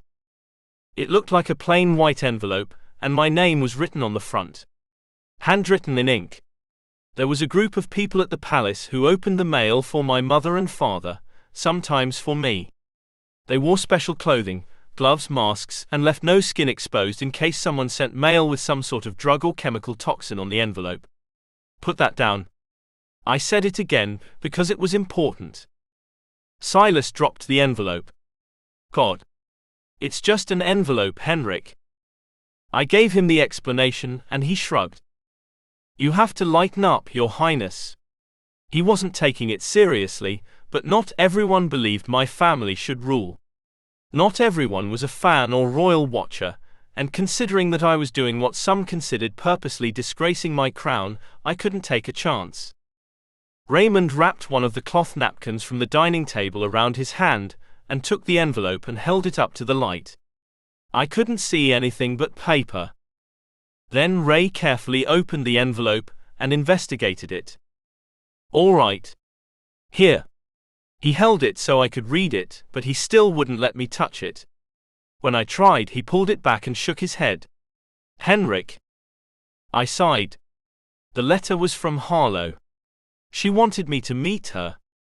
I nodded at Raymond, and he walked a few steps toward the kitchenette, dropped the letter into the garbage bin and pulled out his phone. He made a quiet call, then nodded at me. "What is it?" Erin laid her hand on my shoulder. "Harlow wants to talk." I shrugged. "And I need to know if she's going to write the story she told me about." "What story?" I shrugged. "Just more of the same. Someone tipped her off about the wedding when we were kids. The spin won't be good or innocent. It'll make a game we played innocently seem tawdry, planned. That was the last thing I wanted, but if I couldn't work out a deal with Harlow, it would happen, and I needed Erin to know to prepare herself." She nodded and pulled me down for a kiss. "Good luck, Henrik. And if it doesn't work, we'll figure it out." When we broke apart, she stepped back and nodded. "Don't worry. We're here for you." She looked back over her shoulder at Silas and Victor, who returned from their video game to watch us. "You bet, man. We've got your back." Victor nodded at me, and Silas stuck a thumb up into the air, his arm behind him as he used the game controller with his other hand to command the screen and start a game. Again, I wished for that kind of easiness in life. Nikki had found it a long time ago. Now I wanted it. But first I had to deal with Harlow, and then my mother. When I arrived, Harlow was already waiting in the same conference room where we'd met before. "Was Harlow?" I nodded at her, and she lifted her head as if she wasn't expecting to hear my voice. But then she smiled. "Your Highness." She shook her head. "I wasn't sure if you were going to come." I smiled at her. "I have a vested interest in your answer." She stared at me for a full 3 seconds before she nodded. I stood with my arms crossed and waited. She knew why I was here. I only wanted an answer. I have a counter-proposal for you. I nodded. All right. What do you want? Whatever it was big enough. She didn't look at me while she gathered her courage to ask for it. It took a few seconds before she lifted her gaze. I want the job as the Royal Recorder. The Royal Recorder was a person on the staff at the palace who lived at the palace, traveled with the king or queen, sometimes with the ambassador, and documented all royal business.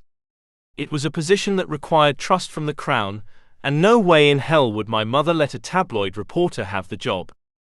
And if I give you that job, you will stop writing articles and you'll tell me who's providing the information? I needed her word. Maybe even her to put it in writing. I'll tell you what I know. She nodded. But I don't know who's sending the information. Of course she didn't. No one at the palace would be stupid enough, and I was still convinced it had to be someone on the inside, to leave a name, a calling card, something that revealed an identity. But maybe having my own covert operative on the inside wouldn't be a wholly bad idea. We shook hands and I smiled. Miss Harlow, we have a deal. She grinned with more enthusiasm than I'd seen so far. I'll go home and start packing. But be careful. I'm not the only reporter who's here. Be discreet. She gave me a wink. And I'll see you in Liechtenstein. I'll have my valet make the arrangements. Raymond would hate that I demoted him from personal security to personal shopper, but he was a multi-purpose employee. For today he would deal with it. And tomorrow, I would deal with everything else. Chapter 12. Aaron. When Henrik returned to the suite, he was in a much better mood. I'd heard him whistling before he even opened the door. And then he came in and Fred stared me around the living room part of the suite, humming some tune that was horribly off-key, but I couldn't help but smile. Laugh. Then he dipped me back and kissed me as he brought me upright again. You're beautiful, Aaron. He grinned and lifted me off my feet. This was the Henrik they first knew was in there. Fun and carefree. Let's go to the beach. He clapped his hands together, then joined in the whooping, when Silas and Victor started the chorus of it. I watched them and my heart was full. Joyous. Happy. I cared about them all so much. Silas laughed, high-fiving Victor. They both grabbed Henrik in some weird frat boy kind of bear hug.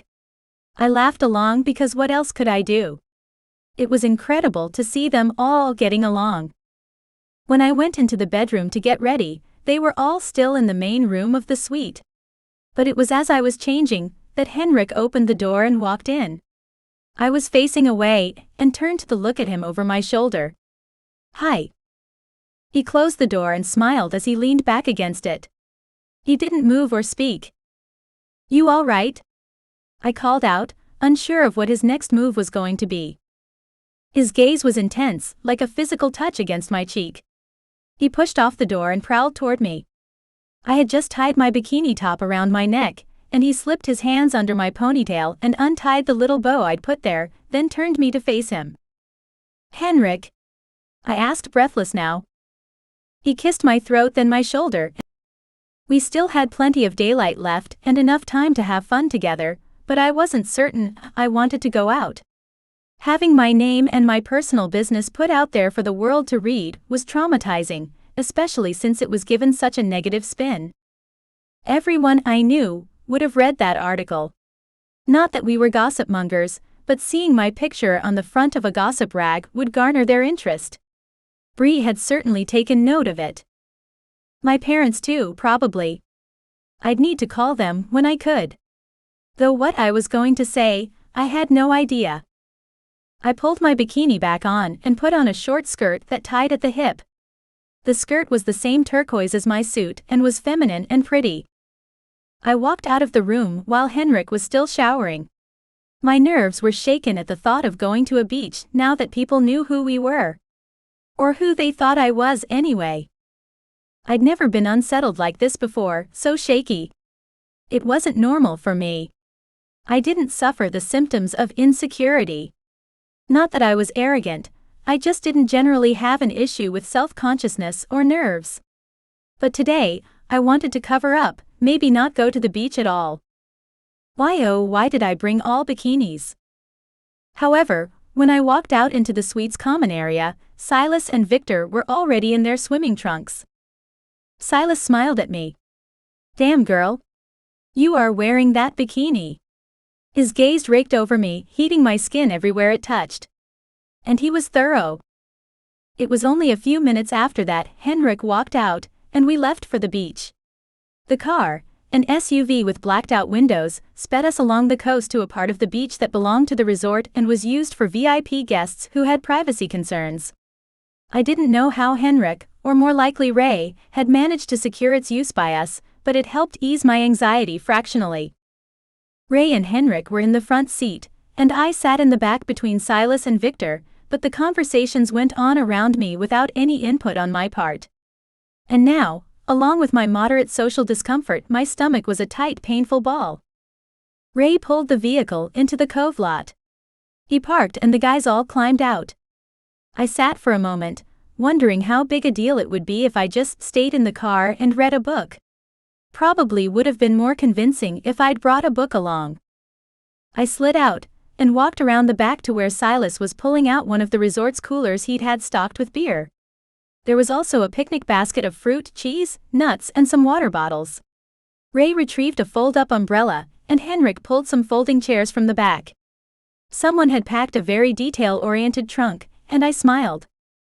There was no one else in this cove, and while I could see the backside of the resort from here, I was confident they couldn't see us.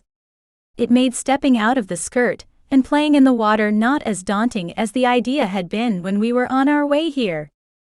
The water rolled in on the beach and we played for a few minutes, but I couldn't relax, couldn't stop feeling as though we were being watched. I stopped every few minutes and stared, looked around, checked the cliffs that made this into a cove, but I couldn't see much of anything. There were a couple of birds hovering, gulls as far as I could tell, but then a larger blackbird flew in closer. I gasped when I focused on the shape. It wasn't a bird at all, but a drone, a four-propeller smooth plastic drone with some sort of insignia painted on the bottom. Victor was swimming in the deeper water, and Henrik was tossing an American football back and forth on the beach with Ray. I stood, using the umbrella to try to bat the drone out of the sky. It was being driven from a remote location, but it obviously had a camera eye and could see what I was doing. It responded to my rapid swinging of the umbrella by climbing higher and higher, and then flying up the cliff and out of sight. That's when I saw the crest on the bottom of the damn thing. Fucking bastards. Henrik and Ray were already near and coming toward me. The umbrella was heavy now, much more so than when I was swinging it at the offending drone. I dropped it near the picnic basket. It thudded onto the sand and that quickly, they were all there. "Are you all right?" Henrik laid his hands on my shoulder. I nodded, even though my heart was beating hard enough it could have easily pounded through my sternum. "Yeah." And then I looked at Henrik. It was a drone. A drone. He cocked his head as if he thought maybe he hadn't heard me clearly. "Are you sure?" Of course I was sure. "Yeah. I'm positive. I sure as hell wouldn't have acted that way over a bird." And he needed to know the rest. It had the royal crest on it. It made sense. This pointed to someone in his world following us. And it could have been to see what he was up to, could have been to watch him to prevent him from more of what they thought was illicit behavior. Although I couldn't work my head around seeing how that made sense. How would they stop him by watching? And certainly not by watching me. "Royal crest?" His eyes narrowed, but he lowered his voice like he didn't want the others to hear what I was saying. "Yeah. The one painted on the ceiling in your castle, and inlaid in the floor. The Liechtenstein royalty certainly liked showing off their crest. Otherwise, I wouldn't have recognized it."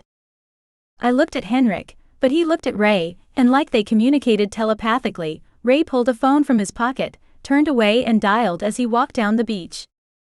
I stared at Henrik. "I want to go back to the resort." I wanted to go home. To my home in the States. But that wasn't likely to happen just yet. We had 2 days left before our flight. All right. They all started gathering our things, and I helped despite Henrik's protests because I was the one making everyone leave, and I needed to do something. Anything other than sitting and worrying while they did all the packing. I continued checking the sky. I hadn't managed to even touch the damned drone with the umbrella, and I figured whoever was operating it hadn't seen anything untoward or tabloid-worthy, so it would be back. I was sure of that. Chapter 13. Silas.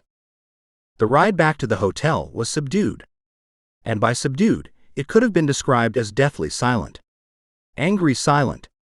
Holy silent. Ray hadn't even turned the radio on. The only real sound was the occasional burst of Erin's breath, as a sigh or a gush. I took her hand and held it because I thought she needed the contact. But when she pulled away, shook her head, and pulled her shoulders into her body as small as possible, as if she was trying to be invisible, I didn't push. This was bothering her in ways I hadn't realized. The prince might have been used to having his life broadcast as entertainment for the masses, and that was fine. For him. But for Erin, she was devastated. It wasn't in anything she said or anything she did. It was an expression, a feeling, and it consumed her. Hey. She turned her head toward me, but I got the feeling she wasn't looking at me. She wasn't seeing me. There was a glaze over her expression, as if she was trying to shield herself by not focusing. Erin. She didn't speak, she shook her head instead. Looked past me out the window. This was a lot for her to deal with, and if she needed a minute to pull her head together, I could give her that, but I wasn't going to let it go on for much past a minute. I wasn't going to let her fall into this rhythm of sadness. I'd known someone who drowned in her sadness before, a beautiful girl named Nicole who'd been a college friend. She'd never been able to pull herself out of it. I wasn't going to let that happen to Erin. I couldn't. I'd already fallen for her. Maybe I'd fallen for her 15 years ago when she married all of us.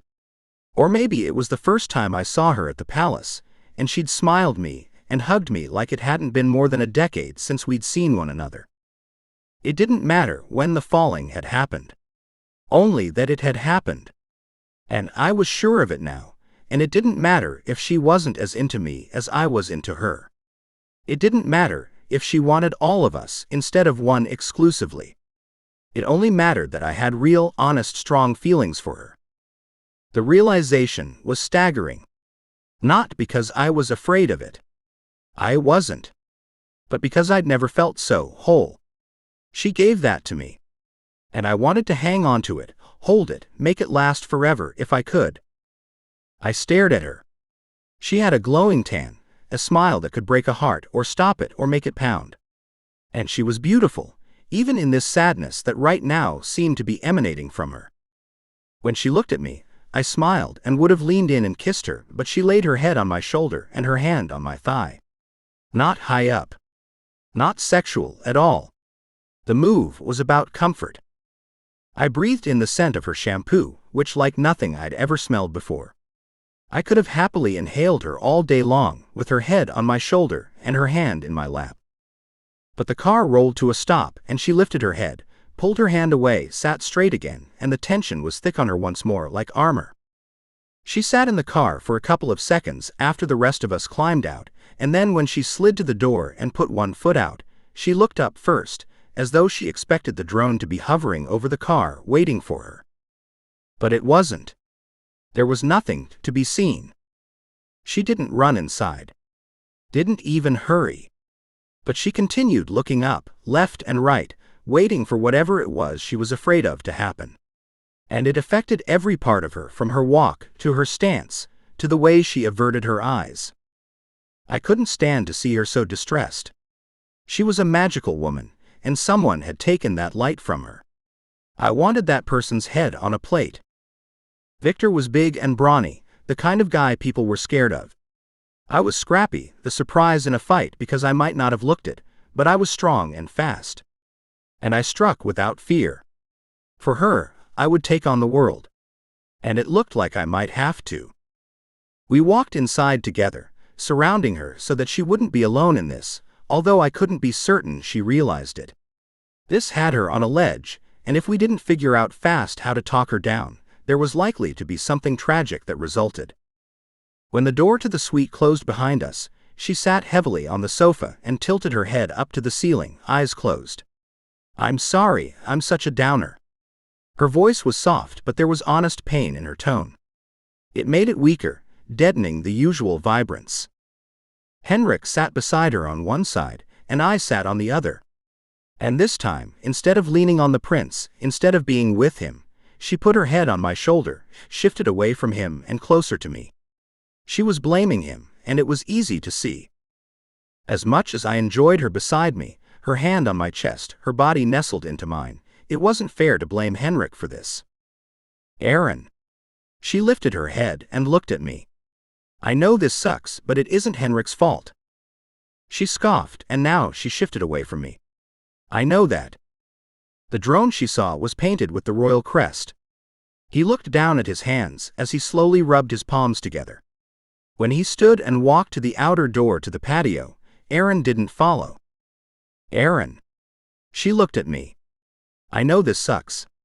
If I could get my hands on that Harlow person, or the editor, or the guy who owns that fucking paper, I would tear them apart for you." She half smiled and nodded. "But this isn't really Henrik's fault." She nodded. "I know. Princes are forgiven for what the public thinks are missteps as soon as they're kings. I certainly didn't want to imply that this was a misstep, only that others might perceive it as such. This wasn't a kind of life that all people could understand, or that they would want for themselves. I personally didn't understand the need to judge others, but I wasn't the norm. I was more the exception. People judged. It wasn't unusual. I know. But I have to get my head around it all. I nodded. If it were me, I would probably do the things I said I would do for her. I would find Harlow and her editor and the guy who owned the paper. And things would unfurl as they happened. But I couldn't do that now, or I would lose Aaron. From where I sat, I could see Henrik outside on the patio, speaking on the phone and gesturing. He was the kind of guy who spoke with his hands when he was flustered, and apparently, he was more and more flustered by the minute. I stood up. "I'll be right back." It was worth it to me to find out who he was talking to. This was bad for both of them, which made it bad for all of us. But I wanted him to know he wasn't without friends too. We were in this together. When I walked outside, Henrik was speaking in a low, controlled tone. "God damn it. I know it's you." And then he was quiet for a moment. "What fuck purpose does this serve you, you little shit?" Another pause. "Oh, you think so? Where are you?" "I'll find you right now." Another pause, and I could feel the prince's rage vibrating off him. "You'll never be king, Nikki. You don't have the strength for it, and no one in any country will follow an 18-year-old. He hit end, and then threw his phone so hard it bounced over the fence and onto the beach. "Nikki." I cocked an eyebrow at him, and when he turned to see me, he startled. "Maybe you should wear a bell." He shook his head and punched his hands onto his hips. "Eavesdropping?" "Not really. Just came out to make sure you're handling this okay." He was angry, would have probably been happy to take it out on me. He shook his head. "Do I look okay?" And then he chuckled. "Some vacation, right?" I shrugged. It hadn't been wholly bad. It happens. But I was curious as to who Nikki was and why he thought he, or she could have been the one watching us with the drone. His sigh came from somewhere deeper than a lung. It took all the height from his shoulders, so they slumped. "My brother, Nikolai. Playing dirty to get it." Oh. Now that was a family issue I didn't feel like I was in a position to comment on. And he's here somewhere, likely at this fuck resort. It was probably a good thing his brother wasn't here, or Henrik might have gone medieval on him. And by the time it was finished, there wouldn't be a contest for the throne. Only one of them would remain standing. I had never seen the brother, but my money was on Henrik. Henrik had the determination, and if his viciousness was anything like what he displayed when we played video games, Call of Duty brought out his inner savage, the brother didn't stand a chance. Why does anyone care what you do? What does it matter? I just didn't understand it. As long as you're doing your job, what difference does it make? It's about trust. He sighed again, raked his fingers through his hair, and turned. But none of it made his answer any clearer for me. And of course, that didn't matter either. What mattered was that for this to be successful with us and Aaron, we had to do our parts, make it work, decide that no part was greater than the sum of what we had as a group. I could keep his secrets, and I would. For Aaron. For all of us.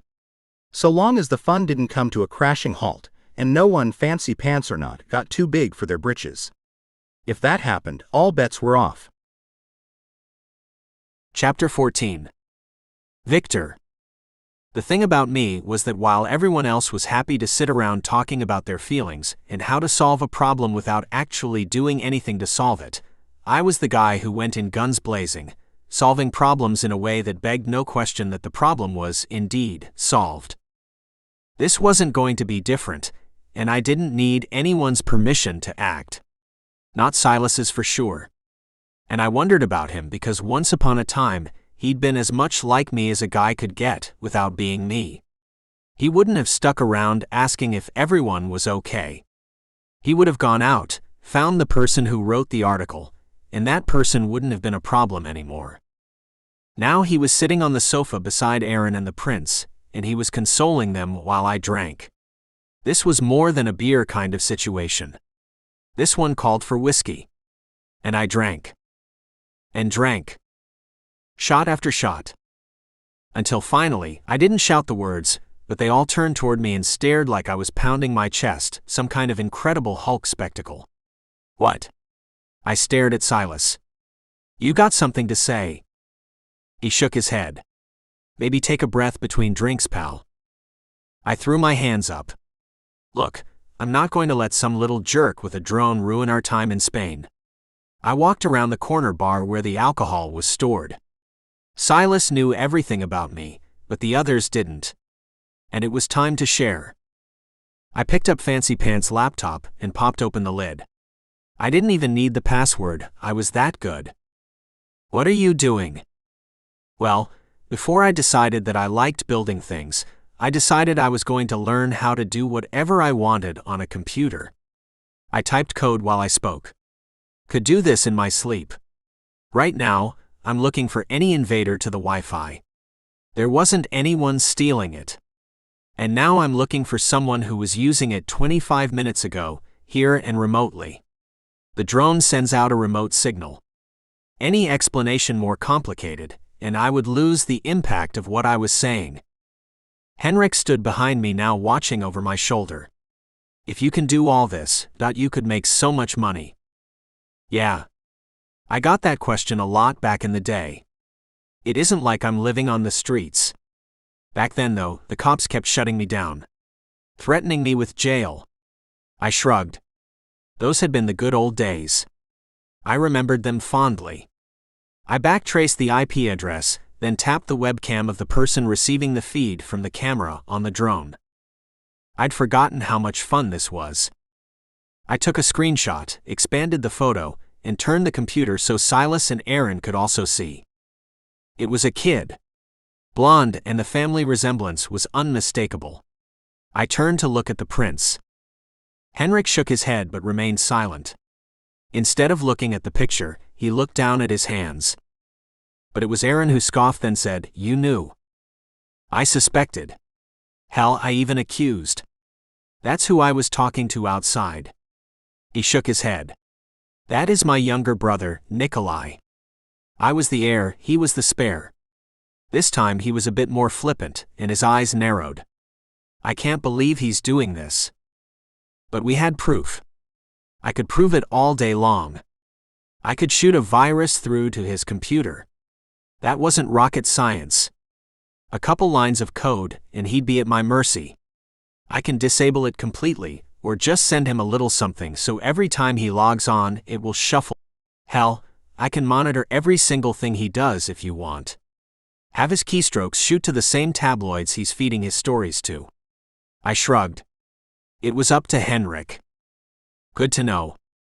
Don't piss off Victor. Silas laughed. Obviously, he knew I had this skill. He'd known me since I could remember, but he was doing everything he could to try to lighten the heaviness in the room. We all already know you watch, I said and laughed. He nodded and smiled. It passes the time. If someone didn't stop him, we were going to have to hear about and possibly watch his favorite scenes, favorite actresses, favorite everything about his personal choices for nightly viewing. I mean, nobody watches them for more than a couple minutes, but... He shrugged again. I cleared my throat. Is your brother here in Ibiza?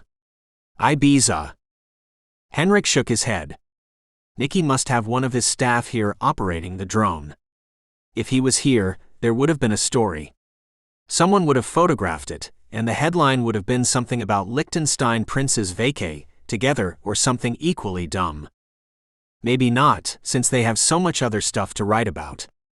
The prince's sex life probably trumped his brother's vacation plans. But I didn't say more. There wasn't a point, since the subject seemed to be so touchy for them. Erin stood and walked, pacing back and forth on the side of the room away from the windows and doors. I loved watching her. She had a certain kind of grace when she moved, like every step blended into the next. And she was lithe, beautiful, and moved like a gazelle. She paced a few more laps then sighed. Do we know for certain that it's him? That it's Henrik's brother? She spoke with a slight venom to her tone. A feistiness that made her more than fierce. I didn't know what difference it made, or what she planned to do about it, but I nodded. We know it's him. I had the picture. What did we ever do to him? The anger was inching ever closer to rage. He wants to be king. Henrik said. Her eyes flashed and Henrik stood, went to her, ran his hands down her arms to her wrist. He sees you as collateral damage. She shook her head and smiled, not one of her wide beautiful smiles, but one that was about half strength. Not that it wasn't beautiful, but it wasn't the one we were all used to. If I run into that little snot rag, I'll show him damage. Henrik nodded. I should have known this had his fingerprints all over it. He shook his head. He thinks being king will get him laid more. All it's going to get him is posy. It's written. It's written. That sounded ominous. Honestly, poor little rich boys had family problems like the rest of us. His were just on a different kind of scale. Although the younger prince probably had plans beyond those of marrying some princess from another country. To my way of thinking, Henrik had spent a long time being the good boy, and wasted years of using his status as a crown prince in just the way little bro wanted to. Your brother's what? 18? 19? And he has staff? Silas looked at Henrik, who glanced away from Erin long enough to smile. We've had our own staff since we were each 2 years old. Henrik said it like it was a normal thing for a 2-year-old to have staff. Erin shook her hands free of his and crossed her arms. I don't care if that spoiled little shit has someone who's going to take his beating for him. One is coming. This was a feistier Erin than I'd ever seen before. And it was hot. I'm so tired of this. I just want it all to stop. I had to agree. If that ruined this for us, I would happily punish him myself. Chapter 15. Erin. I hated that I ruined the day for all of them. First, I couldn't enjoy even 5 seconds of the beach, and seeing that drone certainly didn't help. I probably should have apologized again. Probably should have been more concerned with the moment I was in, rather than the ones that were being spoken about in the media. I wouldn't have changed my life for anyone else's, or the things I wanted, or the men I was with. I wasn't ashamed. I wasn't even ashamed of my past. I just didn't expect it to be written about, for the entire world to read. To be fair, I didn't think anyone could have expected such a thing. But in my case, I thought people were better than that. I didn't realize how much it would hurt either, when the people of my past betrayed me. I was so naive, I had no idea that there were people who would print lies. And they were lying about my past. About me being a prostitute. I stupidly thought that the media couldn't lie. I wasn't a huge fan of live and learn lessons. But there were mistakes I wouldn't make again, and giving trust was one of them. I sat on the sofa between Silas and Victor as they played Call of Duty. They were shouting orders at each other, shooting, standing and plopping back down. It was an action-packed game. Like a Stallone or Schwarzenegger movie, but with less plot and more mayhem, although not by much. It was entertaining at least. And after a few minutes I had to leave, because watching the snipers or whatever was giving me chest pains. Henrik was reading a stack of paperwork that he'd had Raymond retrieve for him, though I had no idea where they'd originated. So I went into the bedroom. I wanted to call Bree. Maybe I just needed to hear her voice, to ground myself where I was confident and strong. Right now, I needed some of that. I dialed her number and waited. I wasn't sure of the time difference, but she would answer. I thought it was only 8 or 9 hours, but I couldn't be sure. She answered on the second ring. "Aaron. How are you?" I wanted to give her an honest answer, but I'd spent all day making these guys miserable based on my mood. I didn't want to do it to Bree too. Ibiza is so pretty. And we're all getting along really well. Oh, I'm so happy for you. And I didn't doubt her. She was the most genuine person I'd ever known. And she wouldn't lie to me. Have any more stories come out? She sucked in a breath. The first round wasn't bad enough for you? Oh yeah. It was real joyride. My tone was dry, but she would ignore the sarcasm. I ignored hers enough. I haven't seen anything new. She sighed. How is everything there? Tense. There was nothing sarcastic in this answer. It's been a rough day. The magazine article was bad enough, but now there's some sort of Liechtenstein drone watching us. I told her about the beach. I tried to whack it with one of the hotel's umbrellas, but the damn thing was too heavy. Oh God. You should have gone full Barry Bonds on its ass and smacked that bad boy straight over the fence. There was no fence, but I didn't bother to correct her. Why would Liechtenstein send a drone? Now wasn't that the just $1,000,000 question? Is it military? It would have to be for it to be controlled from that far away. I was sure Victor would have mentioned it. I think the guy said someone is here controlling it but feeding it back to Liechtenstein. I hadn't paid a whole lot of attention to that part, since I didn't care about the logistics. I wanted to know who was doing it, and if we could make it stop. HMPH. Isn't technology something? I mean really. She sounded honestly amazed. I would have been too, if this was happening to anyone but me. On a day where I hadn't been made the feature of a tawdry story, I enjoyed technology. Used it. Loved it. This day though, I wished the world was back to landlines and letter writing. And movies were at the theater. I couldn't really remember a time without cell phones, but I saw Pretty in Pink. Life back then was simpler. Easier. And less stressful. Right now, I had reached my stress quota for a day, so the thought of never seeing my name in print, hearing a phone ring while I was at the beach, watching a movie with nothing to worry about but the plot and the popcorn sounded divine in a way nothing else did. Thanks to technology, I'd had quite enough. How are things at home? I would have loved to hear something normal. A date where the guy had fallen madly in love with her. Bree wasn't the love them and leave them type, she was love and be loved until morning light. Then she left. Sometimes she called back or took the call back that always came, but she never got attached. It just wasn't who she was. I went on a date the other night, 2 nights ago, with a guy who works at some fancy law firm, and let me tell you, I almost fell asleep in my arugula salad. She laughed. I don't know if it's possible for a man to be more boring than he was. She laughed, but I had a thought. Maybe boring was the way to go. Maybe this, my 3 husbands, was too much for me to handle and deal and process. Maybe I wasn't strong enough. But what would I do without them? The happiness that they brought me was all irreplaceable. I had a pretty great situation going on, and so what if the world thought it was a little unorthodox? It certainly was. I wasn't. I knew it. Silas, Victor, and Henrik knew it. No one else really mattered. I stared at the ceiling because at some point I'd reclined onto the bed. As she finished telling me about her date, I pictured how animated she'd always been when she talked.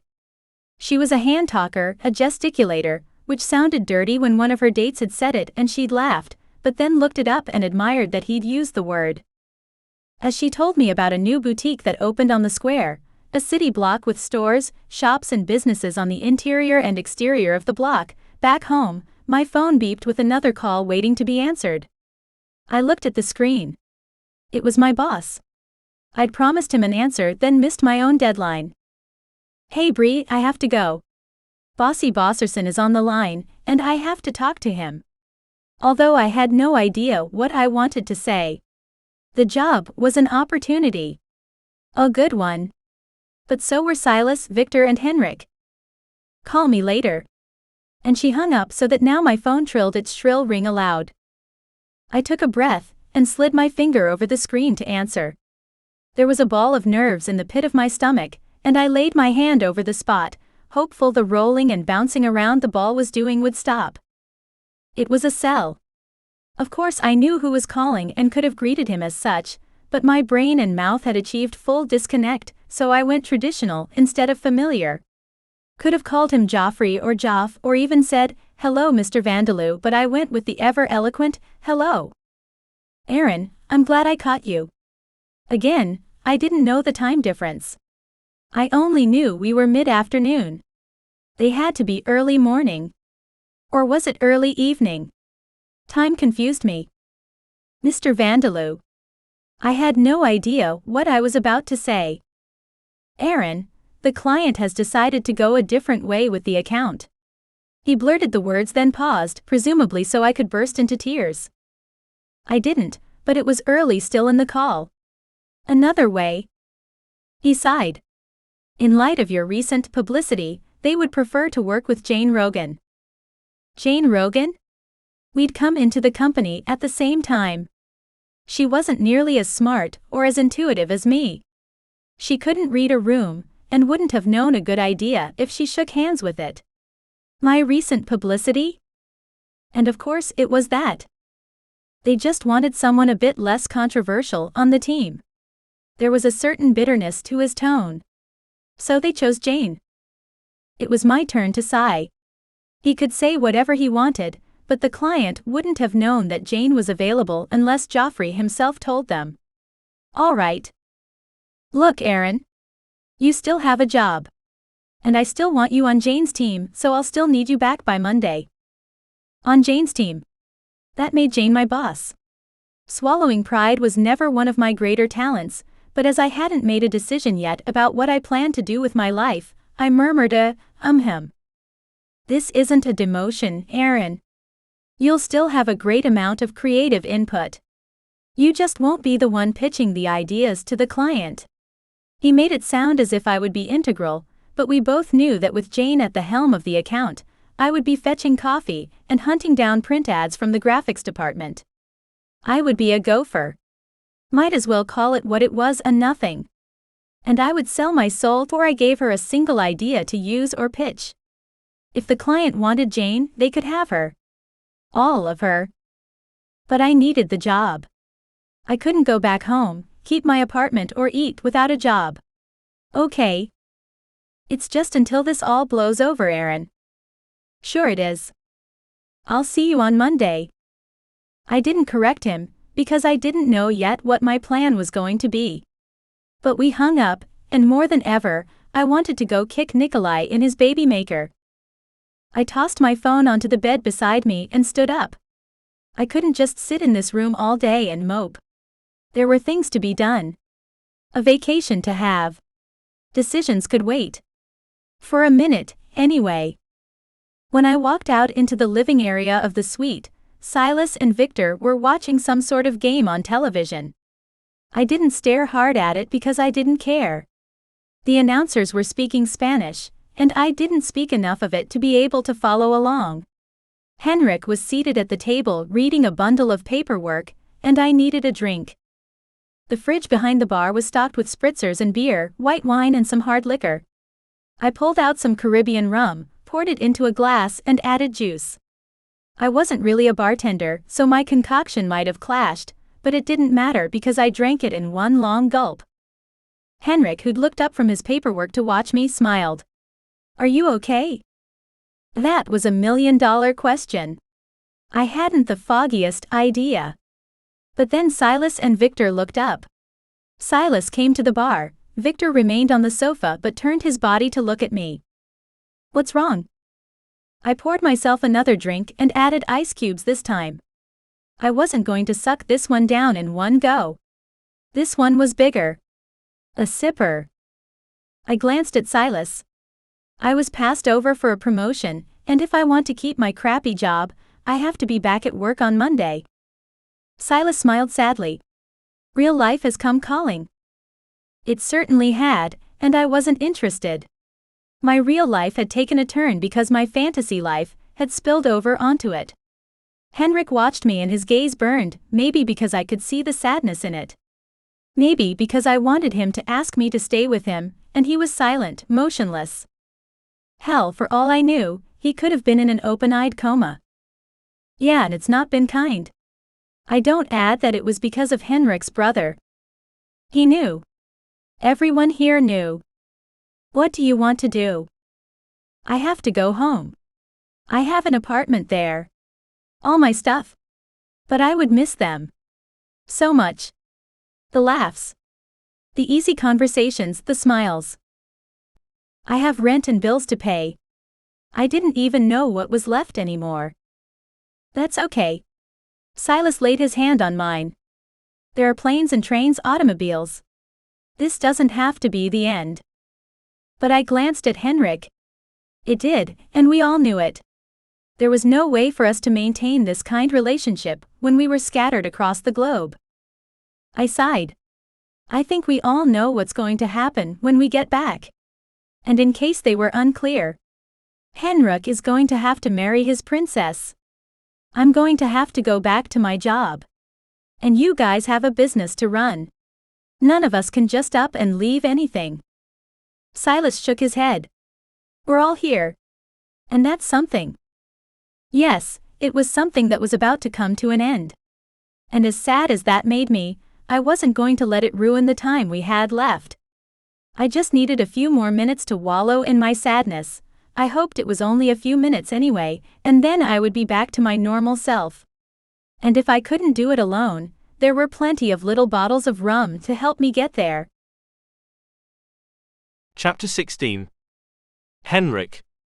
When I became king, I fully intended to lock my brother, that ungrateful turd of a human being, in a dungeon in some rancid castle the family had long ago neglected. And if I failed to find one dank and dark enough in Liechtenstein, I was going to call a cousin in England and see if I could borrow one of theirs. They had castles to spare, and underground cellars no one talked about anymore that my cousin the king would happily lend to me. This was an old family threat that my father had used on an uncle of mine. Uncle Vladimir. He was a second son, also. And maybe the one whispering the poison in Nicky's ears. Who knew? All I could say for certain was that Uncle Vlad, a man who closely enough resembled my father for a second, I wondered how much younger than my father he was, no longer associated with the royal family.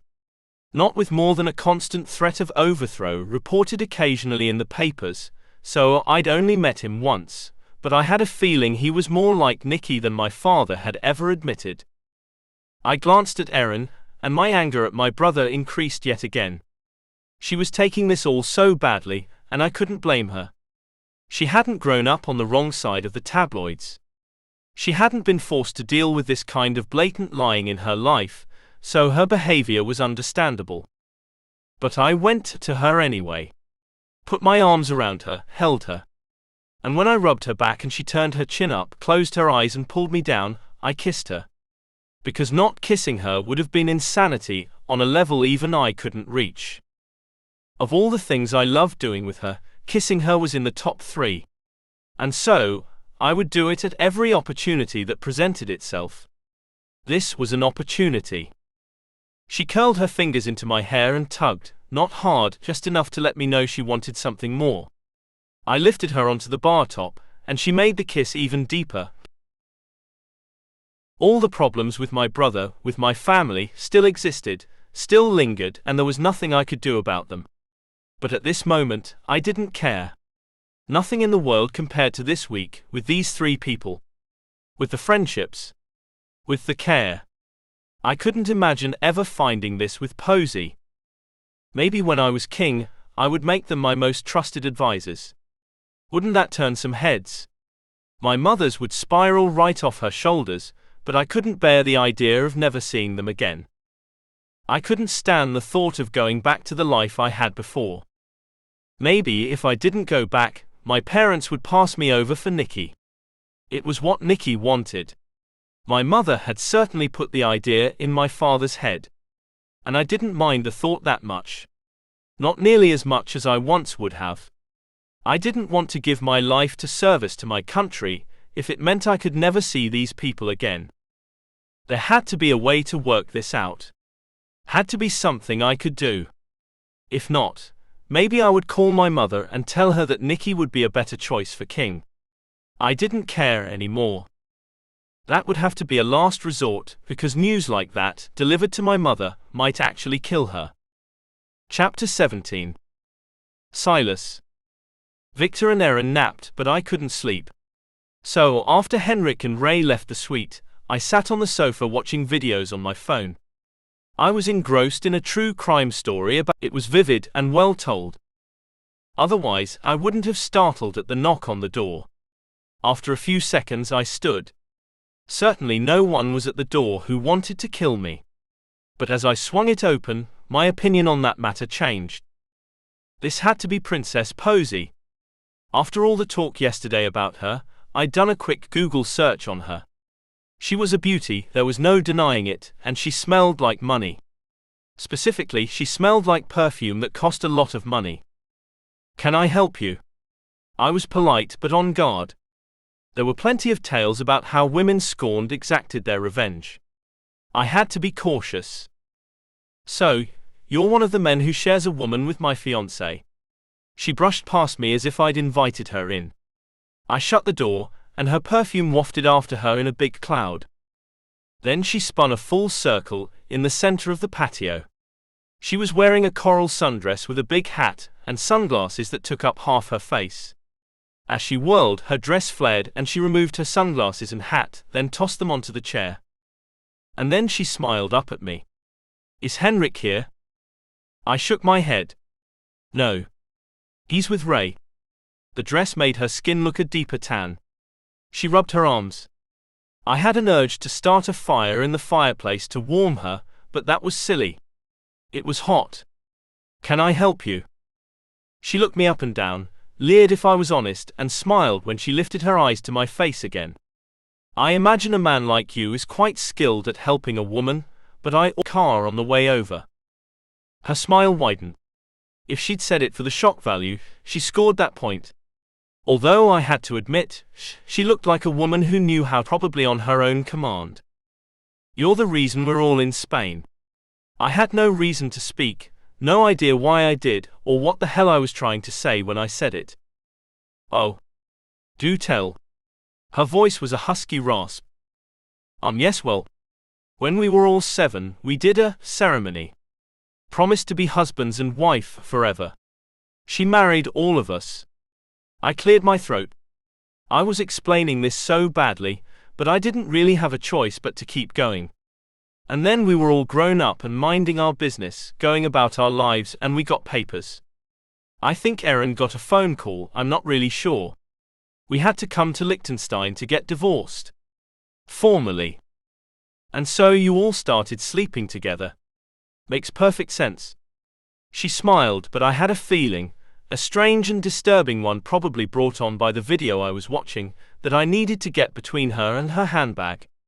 She'd probably brought a weapon, hid it in the bag and planned to kill us all. She moved closer to me and I took a step back. Why is such a big man afraid of such a tiny woman? It was true. She wasn't much taller than a kid, and not built much bigger. Or maybe it seemed that way because I was so tall. I didn't know, but it was silly for me to be afraid of her. I smiled because she was right. What do you have to drink here? She moved to stand behind the bar and opened the refrigerator, surveying the contents. She pulled a bottle of beer and twisted off the cap. Cheers. I didn't have a drink, so I nodded and smiled. Cheers. She pulled another beer and slid it across the counter at me. Drink. It's going to be a long chat we have. Her accent wasn't quite British, didn't sound Middle Eastern, wasn't as pronounced as Henrik's, and sounded not at all Spanish. I couldn't place it. Where are you from? Morovia. She smiled and tipped her bottle back again. And you are American. Her hair bounced along with her nod. I love Americans. They have no little voices that stop them from doing things. I had a little voice in my head, but I also knew how to ignore it or tell it to piss off when I didn't like its message. But I smiled at her. My little voice has a right to remain silent. She laughed, and it sounded like a high-pitched little bell. So I've read. That was a hit on what the tabloids had reported, and I didn't acknowledge it. Not because my little voice said not to, but because the world would be a much nicer place if we didn't acknowledge every hit. That was my take anyway. I smiled at her because I didn't know what else to do. Henrik has spoken fondly of you. And she lit up, smiled broadly. Says you're handling the forced marriage much better than he is. Obviously. She finished her beer, reached for another. Henrik has always been a man who knew his own heart. She smiled. And I was never a part of that heart. Her shrug was unbothered, and her smile didn't waver. It's all right. Traditional marriage is not an expectation. Or a promise, even? I scoffed. What does that mean? My confusion was honest, and I didn't mean to sound judgmental. It means that I too have preferences, and Henrik is not one of them. He can have his life and I can have mine. She raised her eyebrows as if she was waiting for me to get clued in. To be honest, I didn't care. I prefer women. Oh. Again, I didn't care. My companion is jealous, but she knows Henrik and I will have a duty to produce an heir. Of course we already must be discreet, she and I, so that won't be an issue. That's why I've come to speak to Henrik. He needs to know we can work this out, but that we have to make agreements. It all made sense to me, and Erin would be happy to hear it. And like I'd thought her into wakefulness, she walked into the room. I'm Erin Wright. She held out her hand to Posey. Posey gave her the same look she'd given me. I'm Posey of Morovia. She cocked an eyebrow. My sister is Rose, and my mother is Lily. She rolled her eyes and gave a slight but abrupt head shake. Horrible tradition. Erin put her hand on my shoulder as she took my bottle of beer and drank. I heard you make the call earlier. He told me how humiliated you are. Posey laughed. My father was standing there. I couldn't very well give Henrik a verbal fist bump when I'm supposed to be the woman scorned. She rolled her eyes. Royals have been doing this since before Henry VIII started taking heads. This was a woman who knew her own mind, who had obviously thought about this enough to concoct a plan. I'm here right now, demanding my future husband be true and faithful to me. Much as I'm promising, she put up a long-fingered set of air quotes, to be faithful to him. So this is okay with you? I waved a finger in the air, meaning the suite, the occupants. Do I need Henrik to be a faithful husband? It wouldn't be fair to him since I only plan to have enough to produce an heir. She was aloof and dismissive and haughty, but the woman made a striking figure, and she spoke with the appropriate amount of puffed-up overconfidence that I would expect of someone in her position. But damn, she must have gone to the Meryl Streep School of Acting. I couldn't tell whether it was the phone call from before, or this that she was faking. I shook my head at her. What about the articles? She sighed and leaned forward so that both of her hands were braced on the edge of the bar. He's going to have to fix that.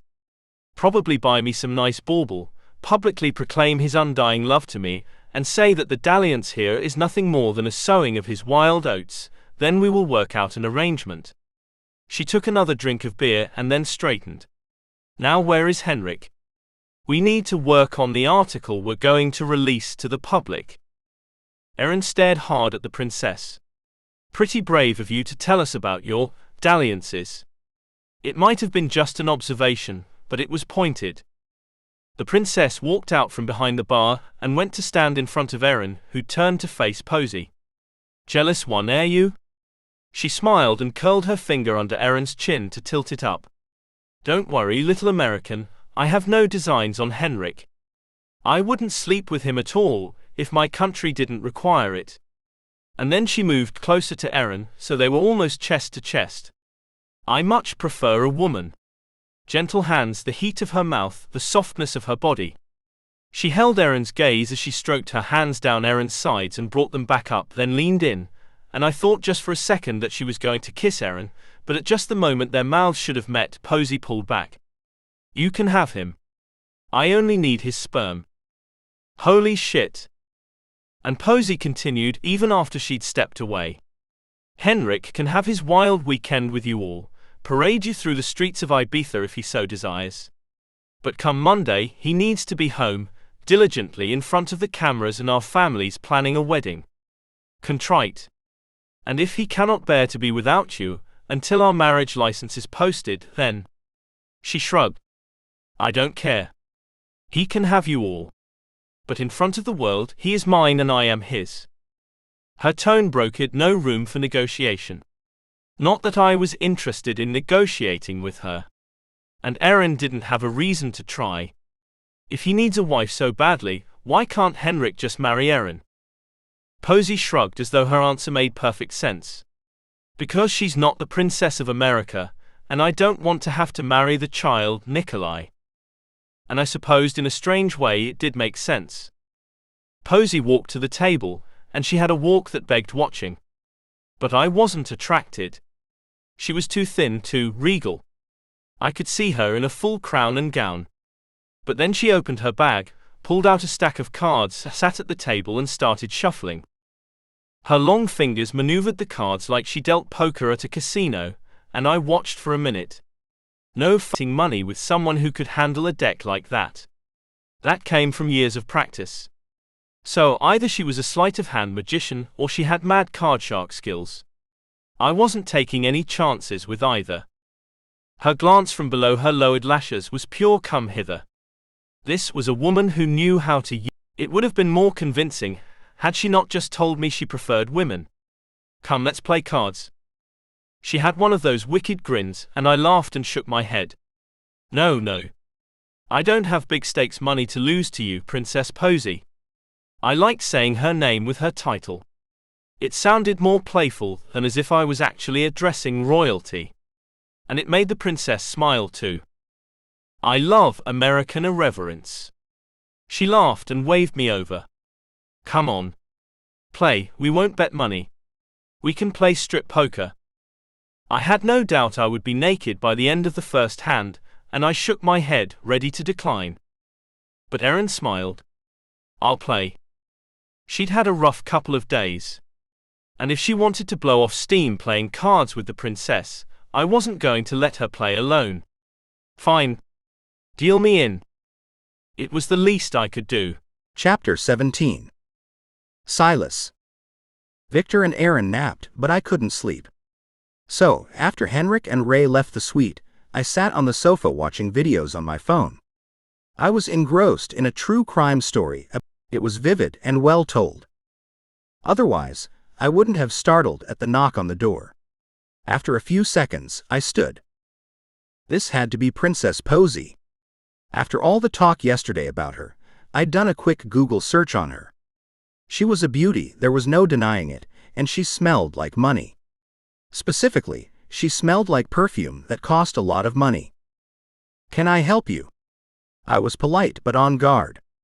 There were plenty of tales about how women scorned exacted their revenge. I had to be cautious. "So, you're one of the men who shares a woman with my fiancé." She brushed past me as if I'd invited her in. I shut the door, and her perfume wafted after her in a big cloud. Then, she spun a full circle in the center of the patio. She was wearing a coral sundress with a big hat and sunglasses that took up half her face. As she whirled, her dress flared and she removed her sunglasses and hat, then tossed them onto the chair. And then she smiled up at me. "Is Henrik here?" I shook my head. "No. He's with Ray." The dress made her skin look a deeper tan. She rubbed her arms. I had an urge to start a fire in the fireplace to warm her, but that was silly. It was hot. "Can I help you?" She looked me up and down, leered if I was honest, and smiled when she lifted her eyes to my face again. "I imagine a man like you is quite skilled at helping a woman, but I owe a car on the way over." Her smile widened. If she'd said it for the shock value, she scored that point. Although, I had to admit, she looked like a woman who knew how to, probably on her own command. "You're the reason we're all in Spain." I had no reason to speak, no idea why I did, or what the hell I was trying to say when I said it. "Oh. Do tell."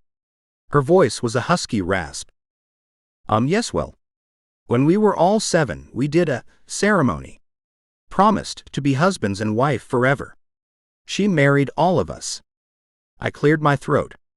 I was explaining this so badly, but I didn't really have a choice but to keep going. "And then we were all grown up and minding our business, going about our lives, and we got papers. I think Aaron got a phone call, I'm not really sure.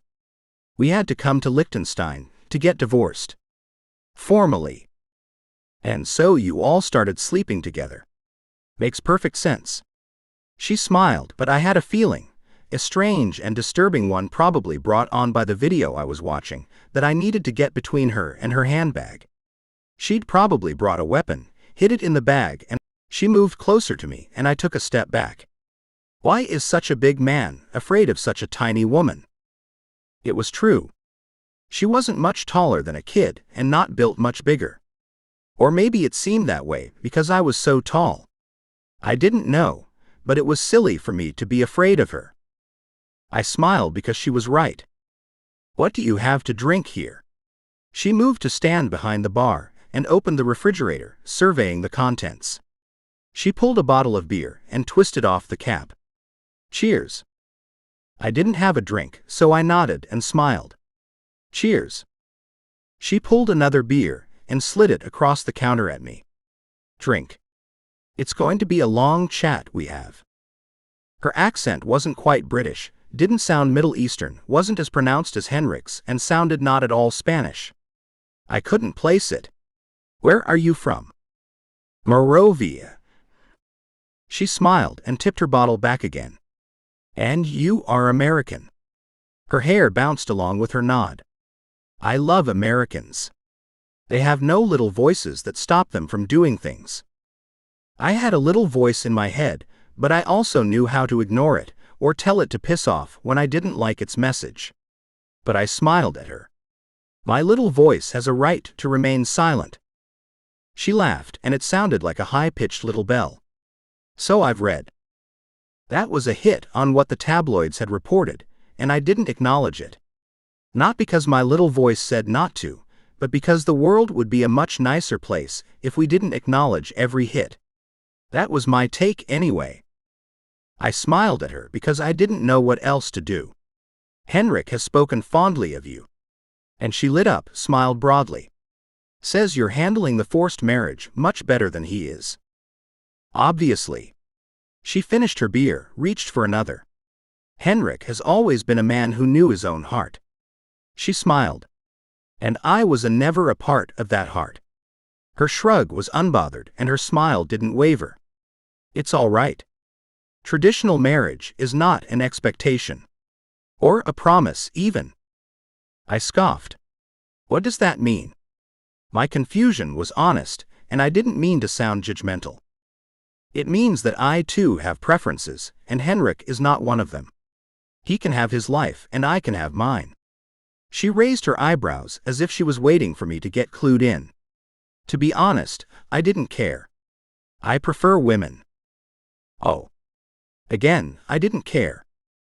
My companion is jealous, but she knows Henrik and I will have a duty to produce an heir. Of course, we already must be discreet, she and I, so that won't be an issue. That's why I've come to speak to Henrik. He needs to know we can work this out, but that we have to make agreements.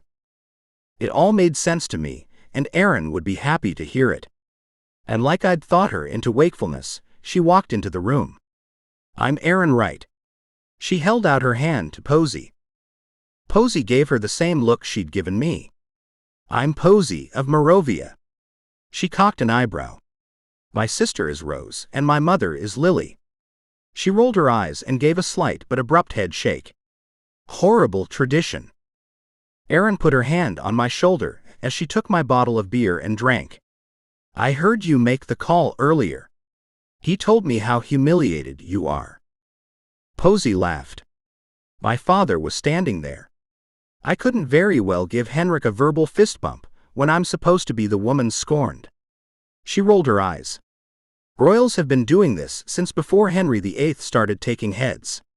This was a woman who knew her own mind, who had obviously thought about this enough to concoct a plan. I'm here right now, demanding my future husband be true and faithful to me. Much as I'm promising, she put up a long-fingered set of air quotes, to be faithful to him. So this is okay with you? I waved a finger in the air, meaning the suite, the occupant. Do I need Henrik to be a faithful husband? It wouldn't be fair to him, since I only plan to have enough to produce an heir. She was aloof and dismissive and haughty, but the woman made a striking figure, and she spoke with the appropriate amount of puffed-up overconfidence that I would expect of someone in her position. But damn, she must have gone to the Meryl Streep School of Acting. I couldn't tell whether it was the phone call from before, or this that she was faking. I shook my head at her. What about the articles? She sighed and leaned forward so that both of her hands were braced on the edge of the bar. He's going to have to fix that. Probably buy me some nice bauble, publicly proclaim his undying love to me, and say that the dalliance here is nothing more than a sowing of his wild oats, then we will work out an arrangement. She took another drink of beer and then straightened. Now where is Henrik? We need to work on the article we're going to release to the public. Erin stared hard at the princess. Pretty brave of you to tell us about your dalliances. It might have been just an observation, but it was pointed. The princess walked out from behind the bar and went to stand in front of Erin, who'd turned to face Posey.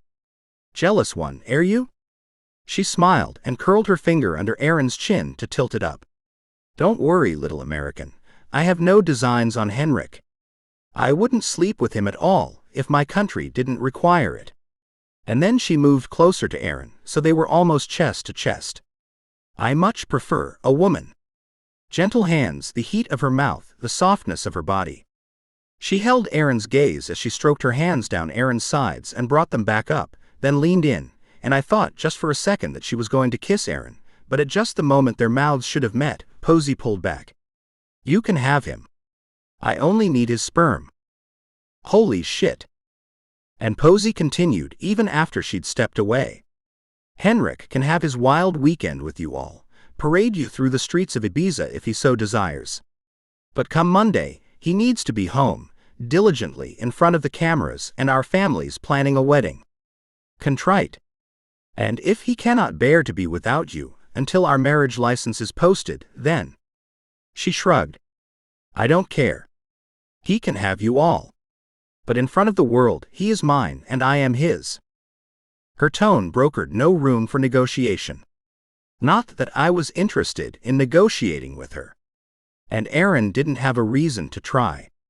If he needs a wife so badly, why can't Henrik just marry Erin?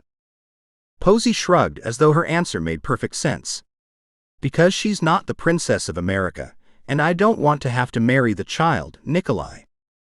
And I supposed in a strange way it did make sense. Posey walked to the table, and she had a walk that begged watching. But I wasn't attracted. She was too thin, too regal. I could see her in a full crown and gown.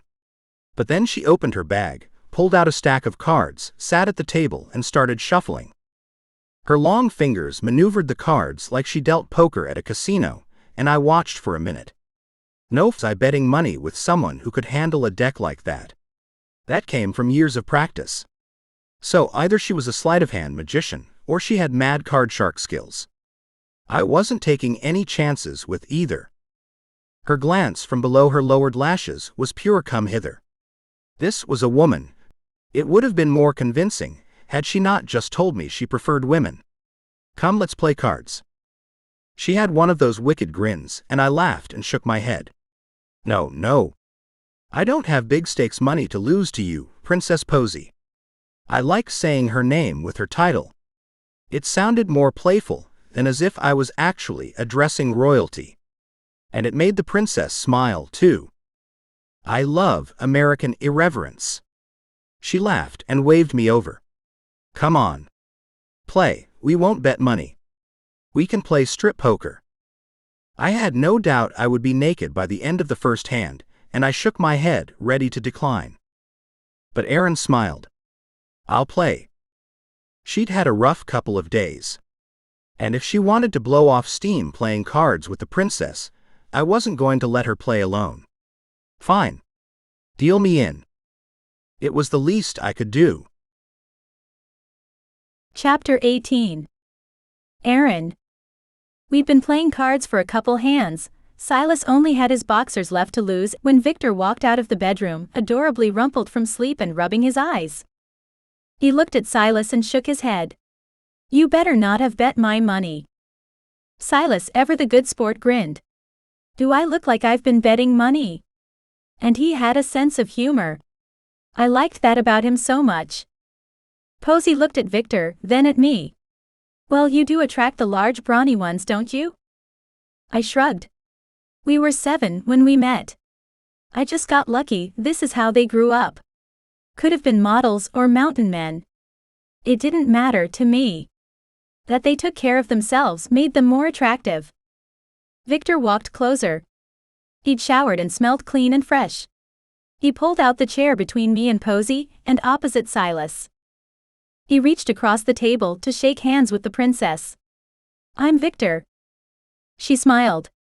I'm Posy, Princess of Morovia. Of course. He shrugged at me. I guess I should have known that. I was more interested in ferreting out information from the chattier, by-the-moment princess. How long have you known Henrik? There are pictures of us in the bath together as toddlers. Ran in every newspaper in each of our countries. She rolled her eyes. This was the story that was going to haunt Henrik for a while anyway. Well, it's worthy of attention now. She laughed, and the sound was genuine. Apparently. And then she looked at me. We didn't meet again after until I was 10, and he was 12. She laughed just a little bit. I knew when I didn't find such a handsome boy even remotely attractive, that I was different. Although I did try. He was my first kiss. My first time. I wasn't jealous as much as curious. Maybe a little jealous. We were bumbling teenagers. She laid her cards face down on the table. I assume he has better technique now, but back then we had no idea. And I was still trying to discover who I was, and hide my inner self at the same time. It was a horrible time for both of us. We'd stopped playing to chat, and she chuckled. Nikki was acting out, partying like a 25-year-old at the tender age of 13. The family buried as many of the stories as they could. Had to buy a newspaper to keep Nikki's affair out of it. Affair. This might have been information Henrik could use to keep the little brother in line. I hated that I'd even had the thought, but Nikki started playing dirty first. Posy nodded. He and one of the teachers at his school, a librarian, I think. It was torrid. Went on for months. He had pictures and messages between them. And he was blackmailing her over it. Did Henrik know? If he didn't know, I wasn't going to be the one who told him. Of course he knew. We all knew what was happening. Both royal families. And when it all blew up, Nikki went to rehab and the teacher went away. She wagged her finger across the table at me. I can see your American mind working. But this can never come out. Henrik won't let it. Why not? Certainly Nikki had to know he couldn't just act out at his own will, without facing the consequences. And if there was justice in the world, Henrik and I would get to choose the consequences. Henrik is a proper older brother. He's protective. And despite the fact that Nikki is spoiled and doesn't appreciate it, he won't let Nikki get hurt. She spoke so confidently, but she hadn't been with us the last few days. She had no idea what Nikki was putting us through. I'd lost my promotion because of that spoiled selfish brat. Henrik is considering giving up the crown because of him. I lost my... He's what? Her voice went shrill and loud. She was all cool and calm until it was her future in that little turd's hands. He can't give up the throne. That would be insanity. She shook her head and held up her hand. I'm not marrying that little jerk. I didn't know if it was my place to tell her or not, but that's what I did. It's because Nikki is the one feeding stories to the papers. If it doesn't stop, his mother and father have both said that they'll make Nikki the heir, and Henrik said he isn't certain that it's a bad idea. That was the gist of it anyway. Can I ask you a question? Silas looked at her, eyebrow cocked. When she nodded, he continued, why don't you just come out as gay? Is it against your country's religion? She shrugged. It wouldn't matter. In my position, we marry for convenience. For alliance. For betterment of our countries. We don't have choices. I understood the obligations, the reasons to lie and hide parts of themselves, particularly it became clear in the last couple days. Posey looked at me, her gaze hard. Henrik and I could come to an understanding. We would have to, but you all would have to agree too. Would have to learn discretion. We knew discretion. We knew how to keep the details tight and quiet. We're dealing with a tabloid reporter. She scoffed and shook her head.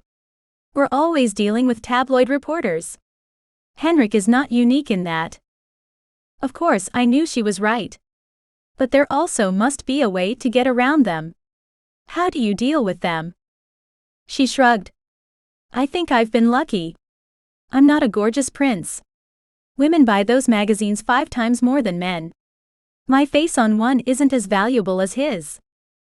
I didn't know the statistics, or if she had the figures correct, but it didn't really matter either. I wasn't going to argue the numbers or the logic. I nodded instead. And it did make sense. She glanced at Silas, then Victor. He could pop you into his staff. No one would think twice. But your face is out there now, and for a few years it's going to be everywhere. Anytime you show up the same place he does, on a flight to anywhere that connects to Liechtenstein. Until the sensationalism of the story dies, you are the story. She pointed a long manicured nail in my direction.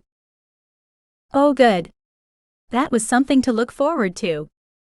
Once they can't link you with him, they'll move on. This one knew how to use a cocked eyebrow and a dramatic pause. Eventually. I nodded, because there wasn't much else I could do. What if she doesn't go back to her life? Posey shrugged. Then she'll have to get thicker skin. She'd been through this a time or two. For those reporters, this is a job. Probably not even the job they want, but it isn't personal. You have to remember that. She shot me a pointed look. Oh yeah. I would so remember that, while they were ruining my life and my career and my job prospects. When Henrik walked in the door, he stopped, stared, and then walked a couple more steps into the room. Posey. What are you? Arriving, ready to whirl you around town, show you off, make the world believe that there isn't trouble in paradise and that we're all friends now. She sighed as if it was a big trial to be around him. I didn't know the exact extent of their relationship, but I would bet they would make an interesting king and queen. Maybe you should go get married right now. Silas cocked his head as if just now considering the idea after he'd spoken it. Then he nodded. Yeah. It couldn't hurt. Henrik frowned and shook his head. My mother would kill me. I can't deny her a royal wedding. I nodded. I'd watched 2 royal weddings, one in real time, one on video from years and years ago, and the splendor was undeniable. As was the merchandise sales. So I would have to watch Henrik marry her, and there was nothing I could do about it. I sighed inwardly and outwardly kept a smile plastered on my face. But next to me, Victor nudged my shoulder. You look constipated. His whisper warmed the shell of my ear, and I tilted my head toward the heat of his mouth. He laid his arm over the back of my chair and toyed with my hair as Ray came closer. Silas had claimed his clothes back from the pile Posey and I had accumulated, and I smiled as he sat next to me on the opposite side. Ray leaned on the back of an empty chair. Henrik has been trying to get hold of you. To explain. I saw the pictures, Raymond. She looked at me. He's so professional. Then to Ray she said, I think the pictures said everything he needed to say. Maybe Silas is right, I said quietly. I didn't want Henrik to get married. But if the world thought I was merely a dalliance he'd gotten out of his system, maybe they would leave me alone. Maybe you should get married. My mother. I shook my head. I don't mean run away and elope. Although that would send a pretty clear message to the tabloids. I mean move up the date. Publicly plan the whole thing. Henrik looked at Posey. Harlow was unkind. To me he said, but I've spoken to her. Hired her as he cleared his throat and tried not to look at Ray while looking at Ray, royal recorder. Ray's eyebrows disappeared into his hairline.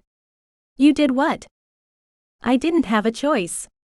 She was going to run the story about 4 little 7-year-olds in a public park in Washington, D.C., marrying each other.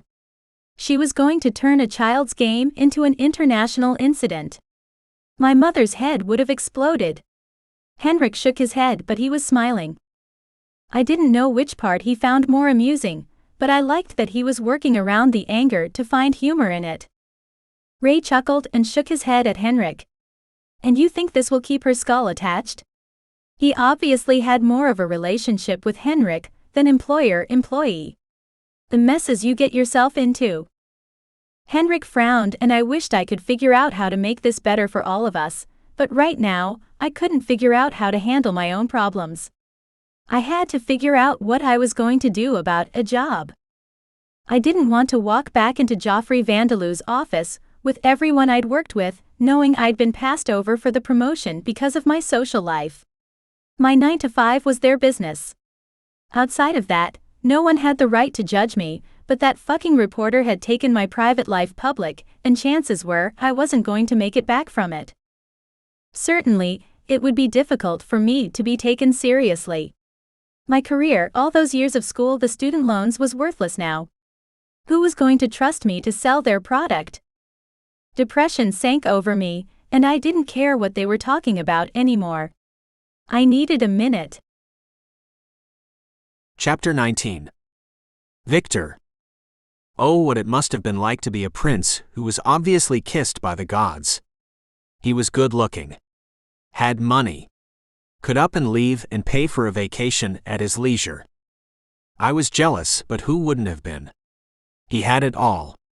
And so what if the world knew what he did in his bedroom? To my way of thinking, this was a whole lot of big deal about nothing. Matters of government were matters of government. Neither had anything to do with the other.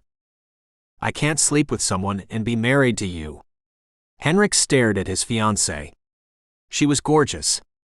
How lucky could a guy get to be married to her and have Aaron? What? Aaron sat forward and twisted to look at him around me. She said. It doesn't matter what she said. I can't do it. I'm not. He shook his head and grimaced. I would never do that to her. Posey laughed. You won't be doing anything to me. It took a second, but finally Henrik smiled. He murmured a semi-polite response, then added, I have to provide an heir. So, he would be sleeping with her too. As if I needed more proof, he led a charmed life. She laughed. I have a turkey baster. The conversation was devolving, and if I were honest, I was dead tired of hearing about it. The woman he was supposed to marry had come to Ibiza just to tell him he could do as he damned well pleased so long as he kept it quiet. If I lived to be 100, wasn't likely I would ever meet someone so lucky. I pushed my chair back and stood. Erin glanced up, and I shot her a wink. Hopefully she didn't find it as smarmy as it felt, but I needed a minute. I had to get out of there before I said something I couldn't take back. Before I reminded Henrik that prince or not, he was a grown man, capable of making a decision about his own life. Maybe it was different for princes. I couldn't comment on that part because I didn't know anything about his situation, but I could say that if he didn't start putting his foot down, he was going to be a king without a kingdom.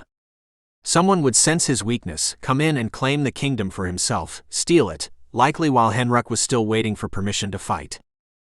I walked outside, stood at the railing, and stared out at the rolling waves. It was beautiful here, there was no doubt. The water was clear, and the whitecaps looked like they'd been painted on. And the sky was so blue that if I turned just right, it was hard to tell where the water ended and the sky began. The breeze was light and warm enough to ruffle my hair, but not blow me back. This was a perfect night, except for the drama. I could have happily lived without that. I loved it here, but if I had to go home, it didn't matter as long as I had Silas and Erin and even the prince.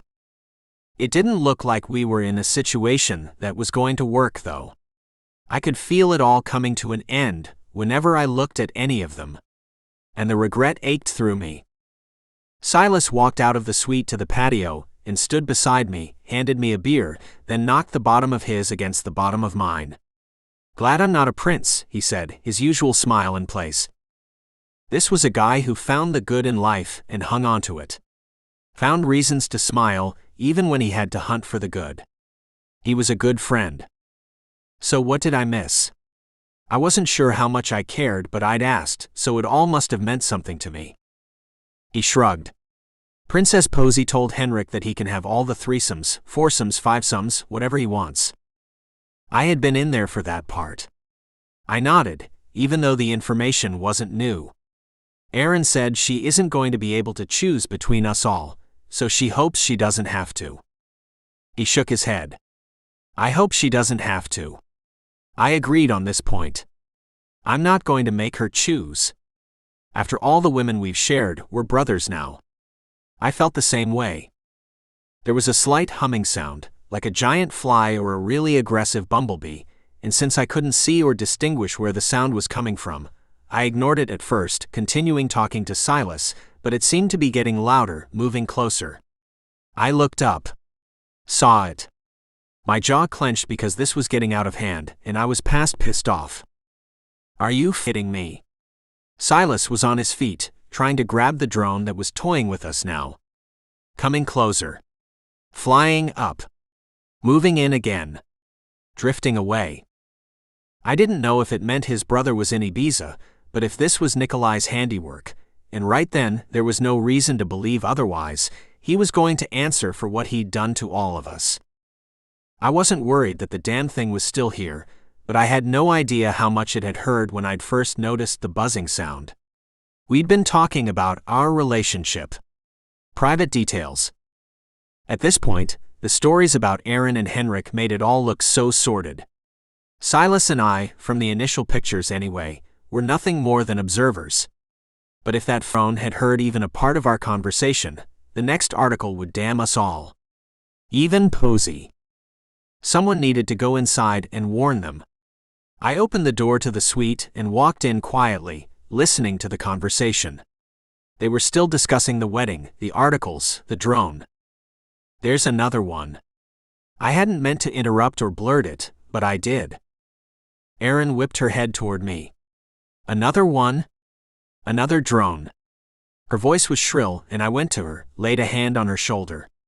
I wanted to comfort her, to infuse her with the knowledge I wouldn't let this happen to her again. But I nodded, and she shook her head. She didn't need comfort, she was angry. She slammed her hand on the table in front of her. The beer bottles clanged and the wine glass that had whiskey in it shifted, but nothing toppled. I'm going to kill him. She meant Nikolai, and I couldn't blame her. That little shit isn't going to have to worry about being king. Her tone was hard, and I didn't doubt her intent or her ability. It's going to be hard to sit on a throne with my foot up his ass. My lips twitched with a smile I held back, but Henrik frowned. We don't know that this one is one of his, or one that belongs to Liechtenstein. Silas walked inside, holding the offending drone in one hand. I'm certain that it is. He held it up. A seal of the Royal Army of Liechtenstein was painted on the bottom. Is that evidence enough for you, Fancy? Henrik? Silas asked, his voice softer but deep with anger too.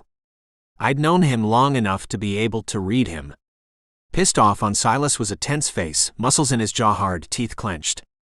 Henrik sighed loud and long, like he'd been holding it in a while and had just now decided to let it go. It isn't that big of a deal anymore. What?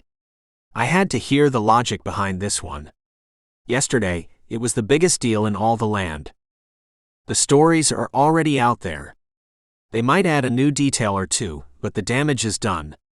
He sounded more resigned to it than accepting of it. And it will all be forgotten once Posey and I drown them all in wedding details. I glanced at Erin. She looked away. Only one of them was resigned and accepting. Erin was pissed, although she wore it well. Even narrow-eyed and her normally full lips thin and compressed, she was beautiful. No.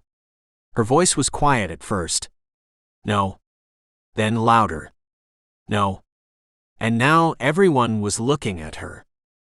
I don't have a choice. Henrik took resigned to a whole other level. He added a headshake, downcast eyes, and another sigh. Everyone has a choice. She shook her head. Henrik stared at her. Is that your American bumper sticker logic? When she tilted her head and her eyes flashed, he looked away. I'm sorry. I didn't mean that. The silence in the room stretched over us. I've talked to everyone I know, everyone I can think of, who might possibly know what to do, and there is nothing else I can do. I'm going back and marrying Posey. He sounded as though he was being led to the gallows, and Posey laughed. I'll try not to be insulted by your tone. He sighed again and looked at her. I'm sorry. She held up her hand. Don't worry. I get it. But Erin hadn't really stopped shaking her head, and she looked at them both. There has to be another way. He gazed at her. Not without shaming my crown and hurting my parents. He raked a hand through his hair and then shook his head until it laid back in its place. I can't do that. Even for you. He said it as though if there was anyone he would do it for, it would be Erin. And that was a sentiment I understood. Wholeheartedly. Chapter 20.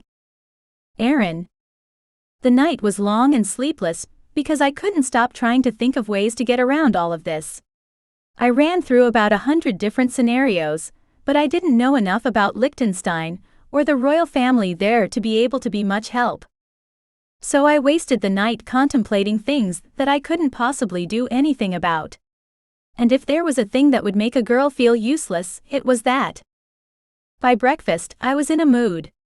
Someone had ordered food, and there was a vat of eggs and bacon on the table with golden buttery croissants and a stack of pancakes that, though tall, probably wouldn't last long enough for Henrik to wake up. I searched the headlines on my phone and of course, there was another article, another batch of them. Someone had provided details of our wedding, more than a decade ago. The memories, as I read, came in vivid flashes of standing with Silas and Victor and Henrik, as we all promised to be best friends for as long as we lived, and to never forget how important we all were to each other. We were 7. So we didn't speak so eloquently, and I couldn't remember the exact words, but I could remember everything else. All the other details. Henrik had been in a white shirt with khaki shorts. I'd been wearing my Oshkosh Bagosh overalls, also in a white shirt, but mine had tiny little unicorns and rainbows all over it. Silas was wearing jeans shorts and a red shirt that had the Superman emblem on the front. And Victor was all in blue dark blue shorts and a light blue shirt with blue sneakers. We'd stood in a circle, held hands, made our promises, then went back to playing at the playground. It was funny how vivid the pictures were in my mind. Back then, forever hadn't meant much. I didn't have the concept of time back then. And to be honest, until I'd gotten the phone call from Henrik, I hadn't remembered that day. But once he called, it all came back to me. And after the last week and a half, I wasn't going off into the night, back to my old life without them. All of them. I'd called Posy before I came out for breakfast, and she breezed in as only she could. She laid her sweater on the back of the sofa, then walked to the table and smiled. "So, is this the big goodbye scene?" She puffed out her lower lip as she glanced at Silas and Victor, then at me. To her, all the gloominess probably seemed silly, but to me it was a devastating reality. She stared for a second at each one of us, then shook her head. "My goodness. You all look like someone kicked your puppies." That was a pretty accurate description of how I felt, and how the others looked, so I didn't argue. She held up her phone and gave it a little wave. Whatever she wanted us to see, she didn't want us to see very well, or she was going to tell anyway, so it didn't matter. The tabloids have documented my angry outburst after my visit to the Ibiza love nest of the prince and his. I apparently have demanded that you all leave the resort and stay away from Henrik. And I've gone so far as to threaten legal action against the Royal Crown of Liechtenstein. I'm apparently an angry shrew of a woman. She laughed and gave a slight head shake. These papers have such a way with the truth. A wicked way, Silas corrected. Sad, right? Posy shook her head and shrugged. I've learned to deal with it. Whenever I ventured out of the castle, someone printed a story. I went to a friend's baby shower once, and the papers printed that it was to celebrate my secret love child with the head of my security staff.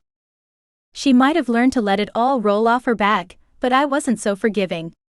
Don't you get mad? I was ready to throw down, go full-on lady wrestler. And not because they'd lied. What they done was imply, but hadn't written an outright lie about me.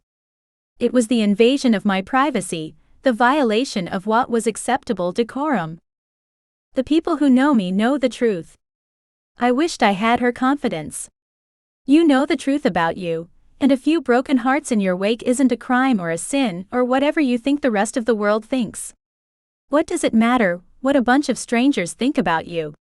For my part, the articles had cost me a promotion, but I wasn't about to whine about that to someone who was so well put together and probably already thought I was making a mountain out of an anthill. She looked at me, then at Silas and Victor and Henrik. He has to care. She jerked a thumb at Henrik. But you have a freedom he doesn't. If he's going to be king, he can change how things are. Even after I'd spoken the words, I thought how ridiculous it was that he was so bound by his position, and his happiness meant nothing to the world. But I cared about his happiness. Posy looked at me. You're all living the life you want to live. And then she smiled a perfect white-toothed smile. She was pretty in a way women were in magazines. She was tall and thin, lithe with dark hair and dark eyes, so dark they looked as if the pupil had overtaken all the other color. And she dressed like she had her own personal shopper, who had clothes specifically designed for her. Every garment fit like a glove. I envy you all.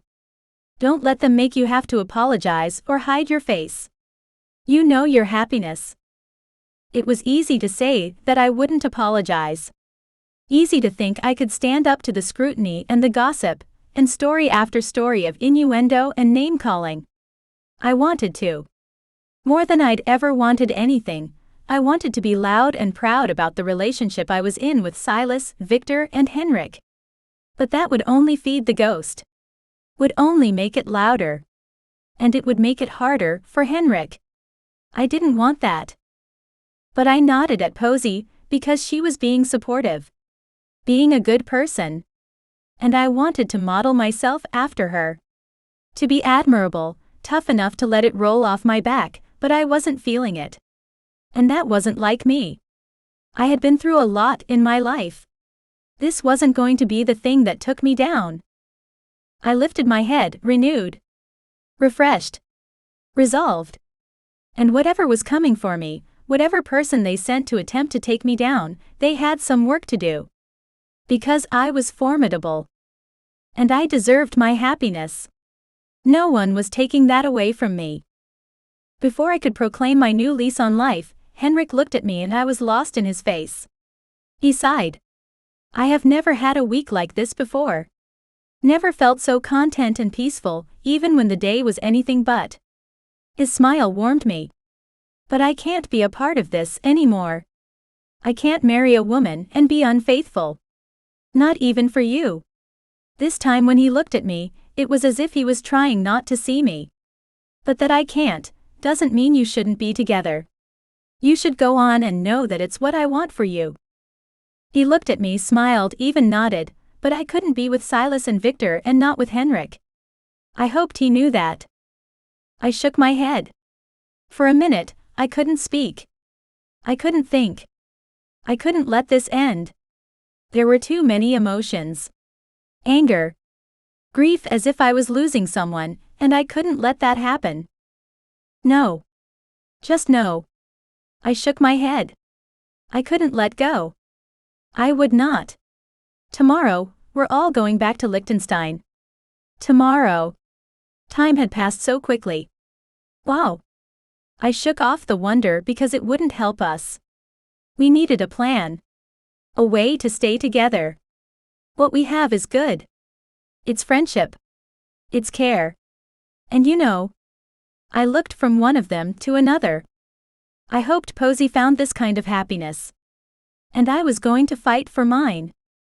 Aaron, my obligations are very different. And you walked into this knowing you had those obligations. We had bribed him into coming along, but I didn't care about the logistics of it all. I can't give up without trying. He glanced at me. No one's fought for me before. I'm sorry for that, but I'm fighting now. Henrik's head tilted as he gazed at me. You haven't met the Queen yet. Your mother? When he nodded, I smiled. Well, don't get the rings just yet because the Queen hasn't met me either. And things were about to get really interesting. The end. The final story is available for pre-order now, here.